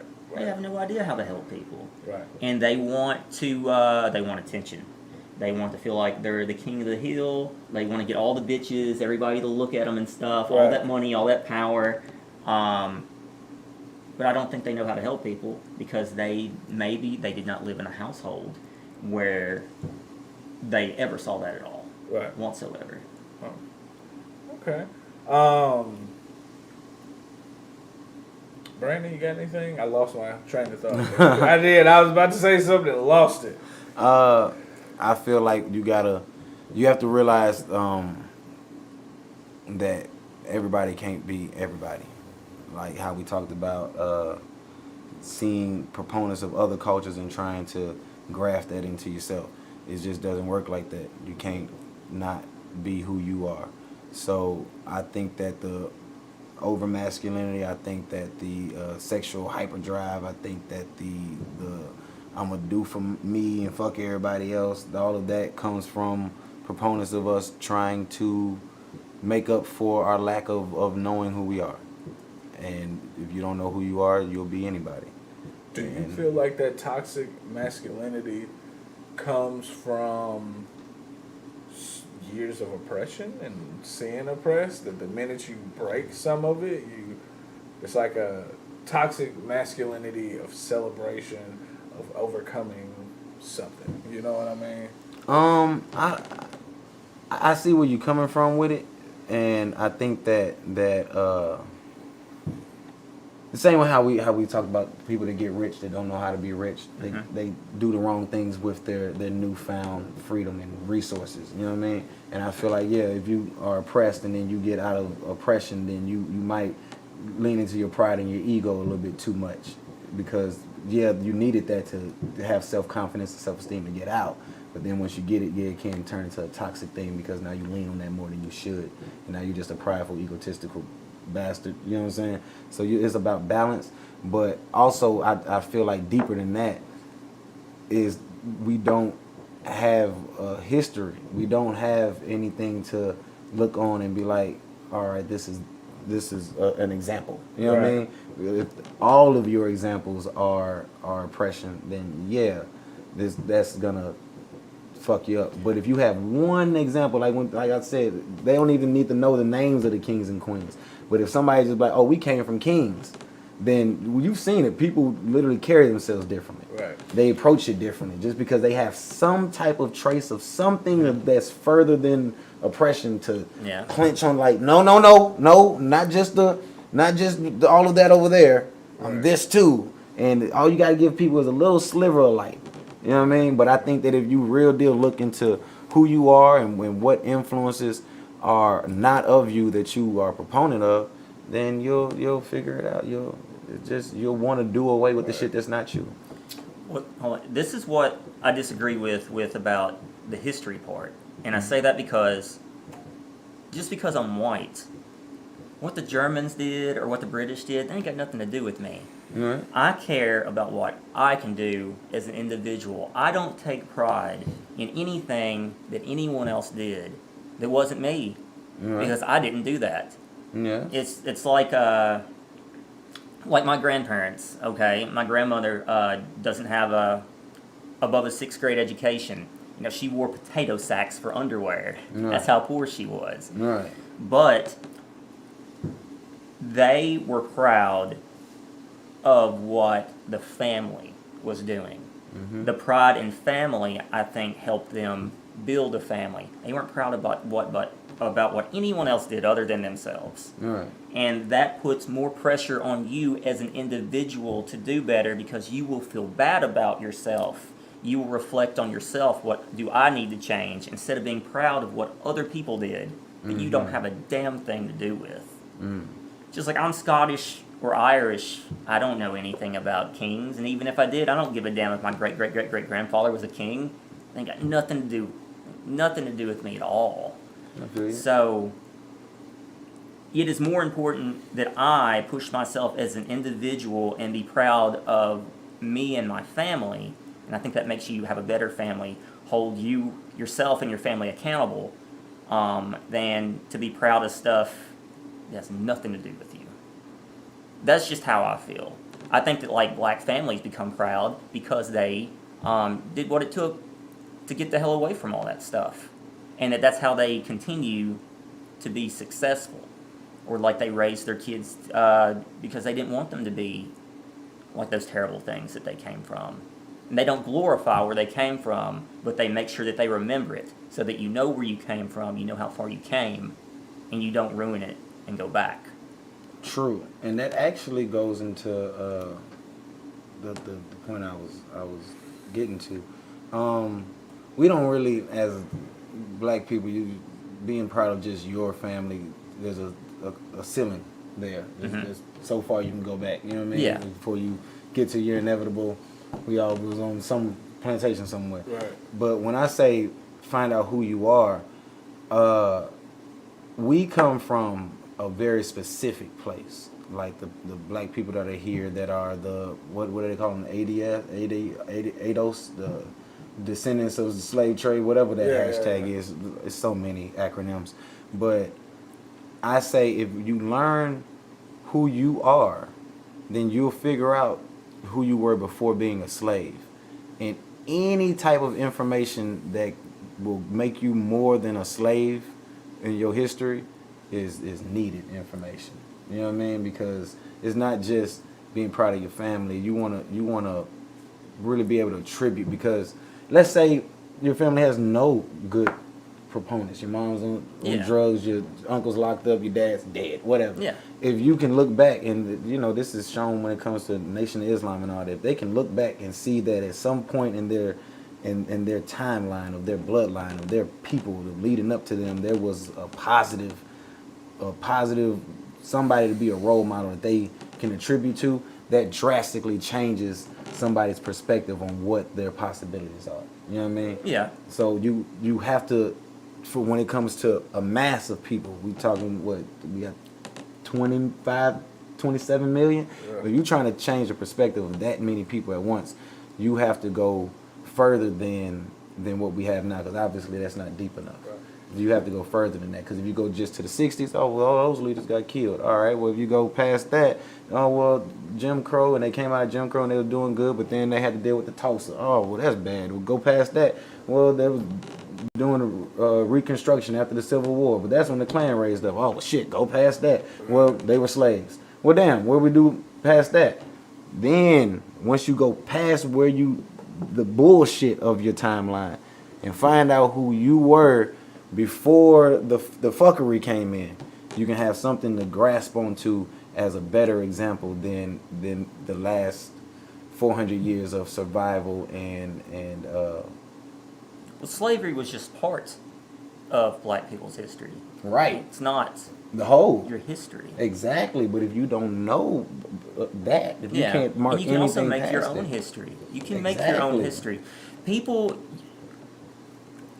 It doesn't matter how racist someone is. If you can become an asset, I think, if you can become an asset to them, you have to give yourself value.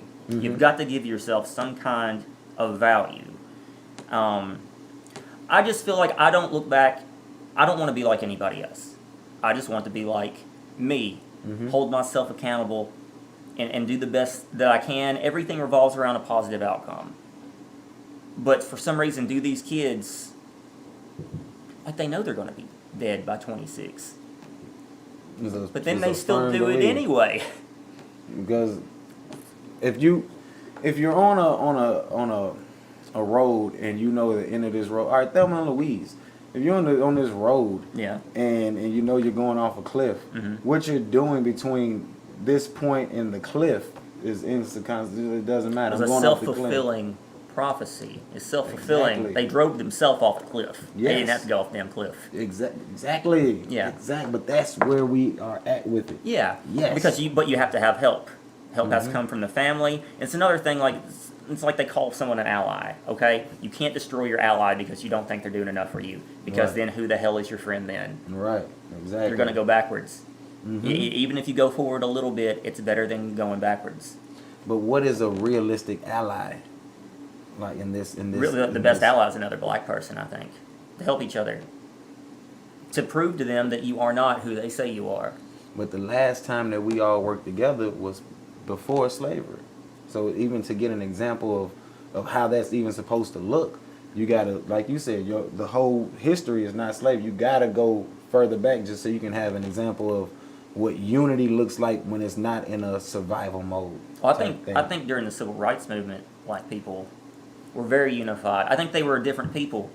Like something changed when you saw those people marching. They were marching in suits. You know, they were all dressed up. You How know can what you say? changed? How can you say anything bad about those people? You know when what I'm looking at changed? What? Crack. Crack changed everything. That's why you gotta look at things. Don't worry about civil rights. Start post-crack. Because you're looking at an entirely new society and culture of people that are dealing with crack. It's a drug was invented for one specific people that's never happened before. No one has ever invented a drug just for you. You know what I mean? We're going to give this just to y'all. So now you're looking at people trying to bounce back.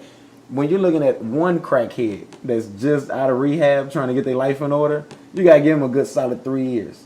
Now, if you're looking at a mass of people trying to get back from the shake of, you got people that are out of nowhere rich and ain't helping nobody because it's dog eat dog.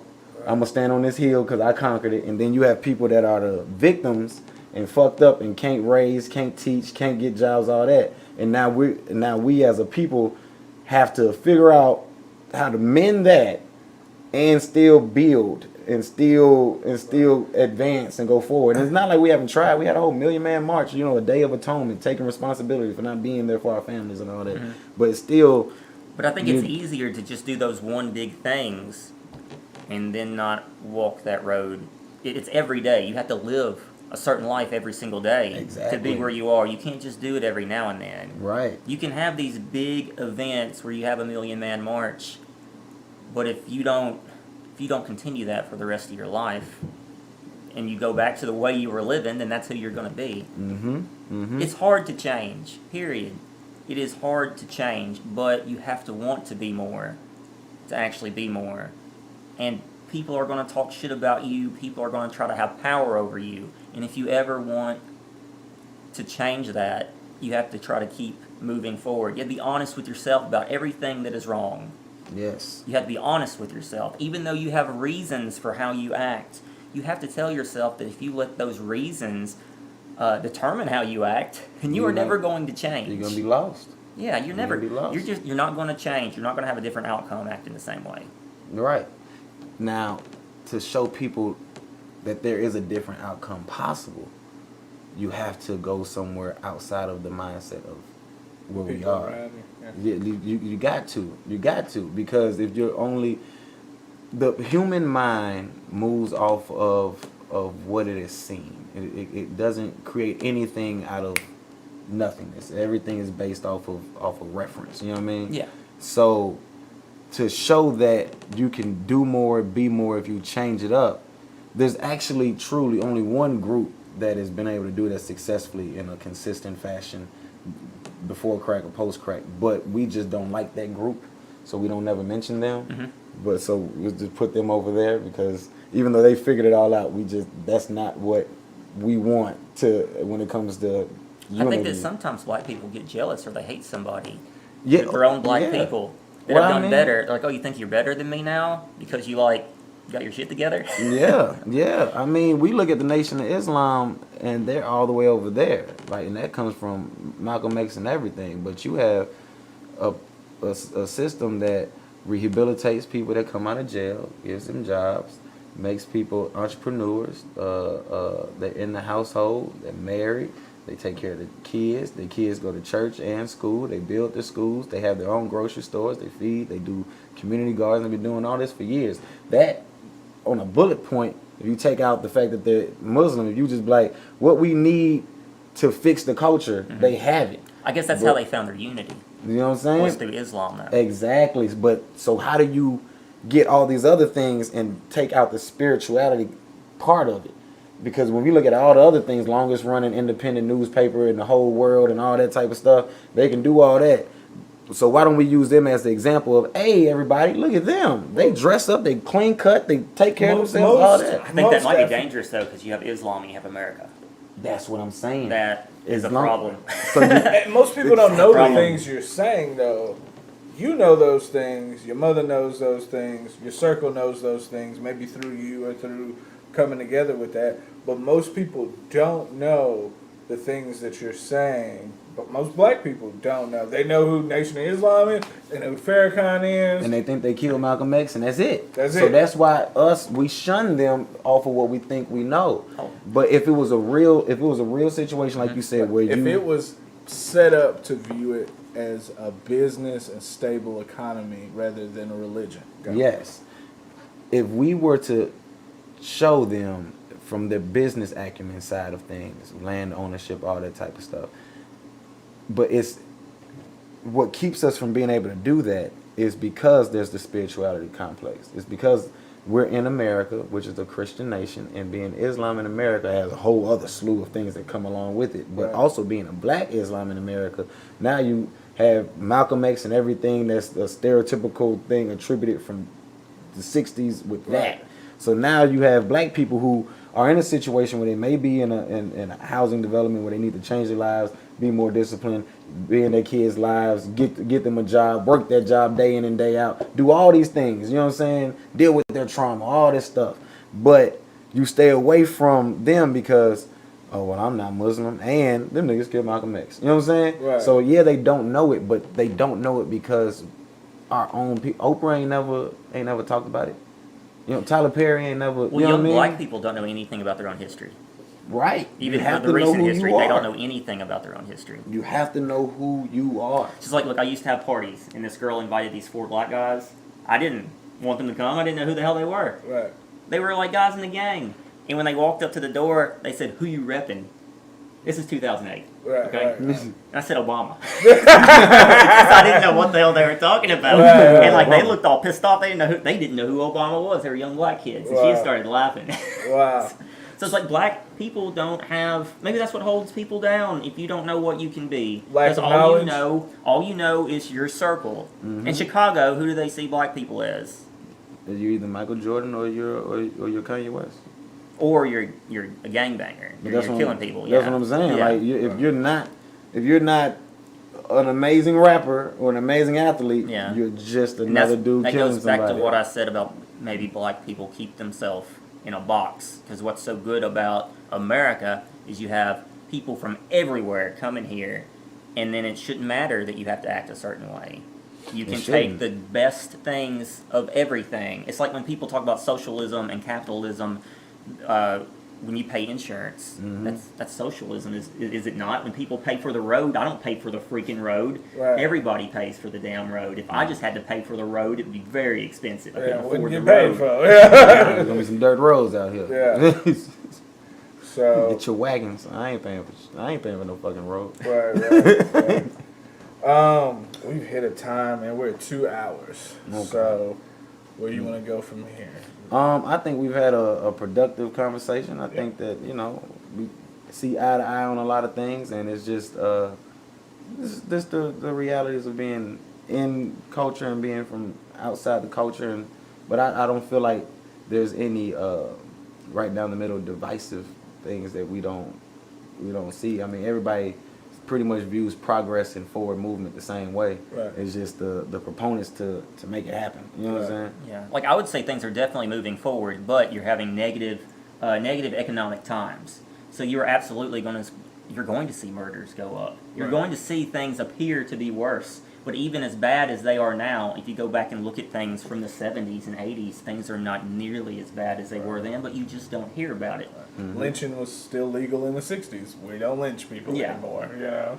So that is a progress. So, like, even before we talked about cancel culture, the biggest example of cancel culture, which I was just, introduced to this thought, was Salem, when they used to burn women and stuff like that. Was the first cancel culture. Mm-hmm. They would cancel your ass permanently on that stake with that fire. That was. Yeah, they would have a trial and people would agree that you were a witch. Yep. Yeah.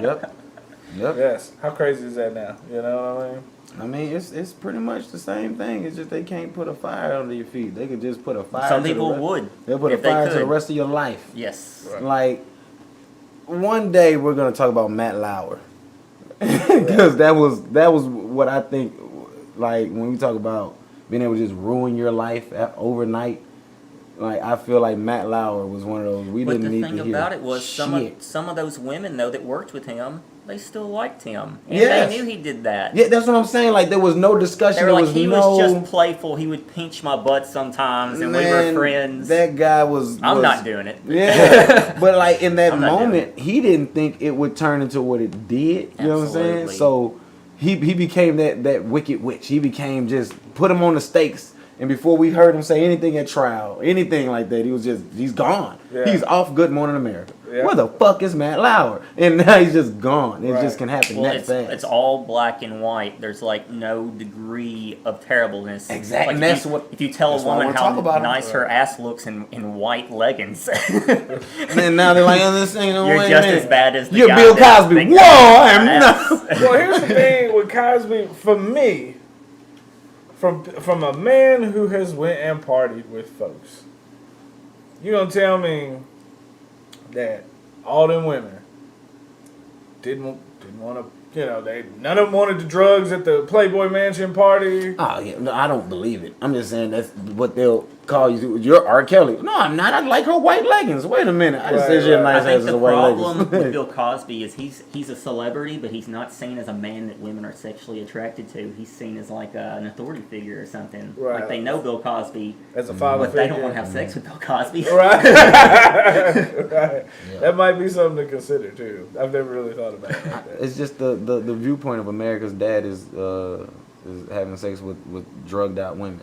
Right. Like, it can't be that they're just partying. Right. Dad wouldn't party with these women. It has to be nefarious. Yeah. He drugged these women. Right. You know what I'm saying? And I can't say he didn't or did, or maybe he did There's a lot of them. Right. That's the problem. Right. But, like, if you've ever been to, like, an entertainment party as far as, like, where celebrities and stuff are there, there's a lot of drugs going on. And there's a lot of people doing drugs. Mm-hmm. And there's a lot of... there's a lot of people not paying for drugs, asking for drugs from people that got money that has drugs. Mm-hmm. And I could only some price. Yeah. No, they work for it. They don't pay for it. Yep. Yes. And in that atmosphere, it's like there's a lot going on. There's a lot of decisions being made that aren't necessarily rational. You know what I mean? So it's hard for me to believe just that many. And then it's hard for me to believe that a nigga with that kind of celebrity status and that much money would need to do all that. Right. Well, it's like what I said. I don't know what woman looks at Bill Cosby that's under 45, even at that time, and wants to have sex with Bill Cosby. That would be a woman that lives paycheck to paycheck. That's trying to get out of that get a shit. kid. Trying to get a baby in her. But I don't think these not were even a baby, just women out of were. that situation. I think that was more accepted to do stuff like that back then, even though I'd still see it as terrible. Yeah, I think it wasn't seen as what it is today. Right. Like, you know how many niggas would fuck Oprah? Not because they think Oprah's attractive. Yeah. Just to say they fucked Oprah? No. Try and get out of that situation. How many niggas would fuck Oprah just to say they fucked Oprah? That is true. That is true. Janice Dickinson came out and said she lied about it because she had a book coming out. So when you take that one, now everything's questionable. Yeah. So Yeah. she admitted to it. So now I'm just like, all right. She was also on the cover of the magazine, that big spread and everything. Yeah. So if she had a book deal coming out, and that was her incentive, I got to look at everybody. Right. So I don't know if he did it or not, but I'm leaning more on the not. Yeah. So, all right. Well, we've hit. We're at 2 hours and 15 minutes. Yeah, we just. It's time to I wrap. was supposed to send us out, and we got us on a whole nother thing. Wrap it up. We want to thank Brian for coming on the mothership and sitting down with us, discussing culture, discussing perspectives, and finding out that we agree on what's needed to better people, not just the culture, but people in the country at large. When it comes to those that even feel like they may not be a part of the culture, but they're still dealing with the same things. They're still dealing with the same socio-economical shit. So I like that we expanded more than just black culture and actually tapped into what's going on. Yeah, like I refer back to the first episode where you said culture, and then there's culture. When you're in a cult, you don't necessarily see all the things that you're doing wrong. Right. You think people in a cult saw where, oh God, what was David Koresh? You know, Texas, Waco. Yeah, do you think they saw where that was going to the damn building was burning down? Right. Jim Jones. Yeah. He got them people to go on a plane, go to another country and kill themselves. Yeah. He said, what's the difference between white Kool-Aid and black Kool-Aid? Jim Jones. So, yeah. But I like that we were able to really tap into humans. You know what I mean? It's just people. It's just nature. It's just what are our flaws and what things we can use to help each other. Speaking about unity and staying away from self-destruction. And I feel like this whole month we have really been pointing out the self-destructive tendencies that we glorify, and we try to find the why in it. But I feel like after this, my perspective on it is, regardless of if you're self-destructive or not, as long as you can try to fix it, as long as you can change it, you know what I'm saying? Like, you have to be okay with suffering through, with sacrificing, with doing, like you said, like the jobs that aren't. Because that's real life. Yeah. We need those people. Yes. You couldn't have the rich people without all the people doing all the shit jobs. Right. There's got to be a garbage man. There's got to be a janitor. Yes. But that comes with humility. Yes. And I was going to wait to use that word next week, because since we have another episode. But no one's too good for a job. Right. But the humility of it all, I feel like is the root. When you're listening to everything we talked about here today, all the proponents of problems when it comes to masculinity, when it comes to government shit, when it comes to, if people were humble in their situations and just worked and sacrificed and worked at it, then we could uproot whatever problem you may have in your household, or whatever problem we may have on a nationwide scale.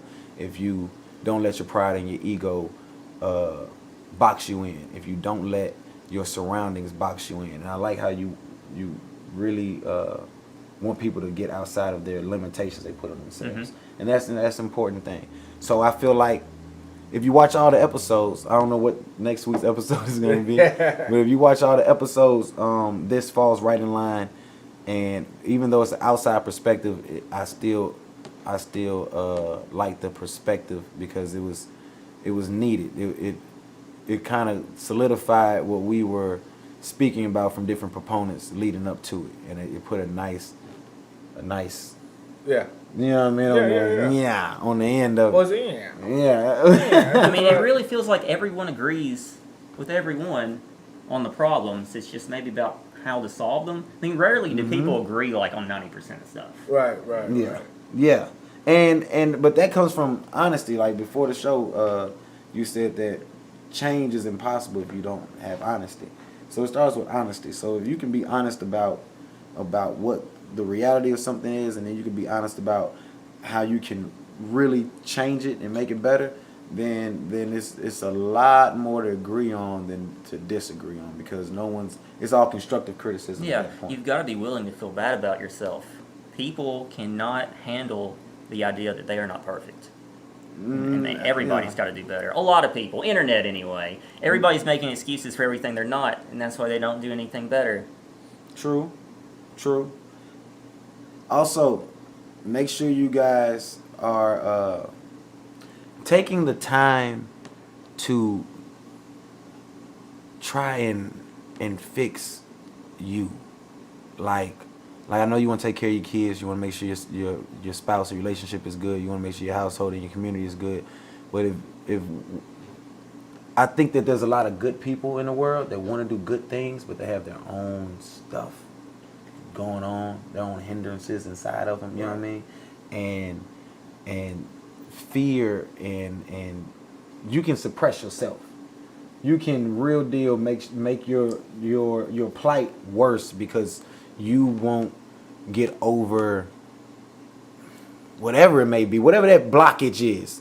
Deal with that block, because I see a lot of good people out here that can't be as good as they want to be because they have internal things going on. And that goes to everybody. So I just hope that everybody just takes some time just to deal with yourself. And if there's something you know you have a problem with, just decide you're going to work on it. You ain't got to fix it overnight, but just try to work on it.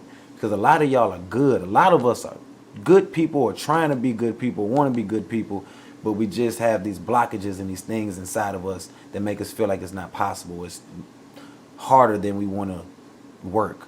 But if you just one day at a time, just work at whatever it is that you know is not letting you be as great as you can be. And that is going to rub off on somebody. I promise you. Yeah, progress don't happen all at once. No. And if you're looking for it to happen all at once, you're not going to progress good. It's not going to fucking work. And progress is a lifestyle. Yes. It's like going to work out. You're not going to go work out once like Arnold Schwarzenegger. Right. That's a t-shirt, y'all. Progress is a lifestyle? Mm-hmm. I knew you was going to say that. Yeah. But you got to wait till the cameras are off. It's my intellectual property. I had the same thought. I'm not going to say it live. I'm not that someone's going to make that a shirt by Tuesday. Yeah, they do that to us too. You get on here, you come up with a good idea, by next Wednesday, be in full force. We got a logo. Progress is a lifestyle. It'll be a big P and an L with a racetrack sign and shit. Like they'll take it to another level. Yeah. I'm trying to tell you. You're gonna have to reach out to somebody, cease and desist. Yeah. Wow. He got that look in his face like I'm gonna patrol WhoDat. Yes, you got to. They'll unfriend you and come out with it. They will. They'll unfriend you, block you, and everything. Yep. Progress is like you can't see me until it's too late. Yeah. Yep. Y'all make an app on us. I'm kicking somebody's ass. Yeah. But look, thank you for tuning in. Every Sunday, 6 o'clock. So make sure you come next week. We have one more special episode for the culture. I'm excited. I don't know exactly what it is, so we could all find out together. Make sure you're here. We started pretty good today. You know what I mean? So 6-ish. Make sure you just got your phone. You tuned in. Turn on the notification bell. Subscribe. Ready. All that good stuff. Share this episode. Get in the comments. Anything that we didn't cover, jump in there. We'll talk back with you. Don't worry about it. Yeah. Follow us. Like. Subscribe. All the things that people say at this point in the video. Anything? No, all right. Good, man. Thank you for coming on again, bro. Yeah. Stay blessed. Don't stress. Life is just a test. You're WhoDat? now rocking with DJ. They're not around. It's gotta be my imagination. I think it's an invasion. I think it's an invasion. I think it's DJ Skinny. They not around. Let's go. WhoDat? Respect the DJ.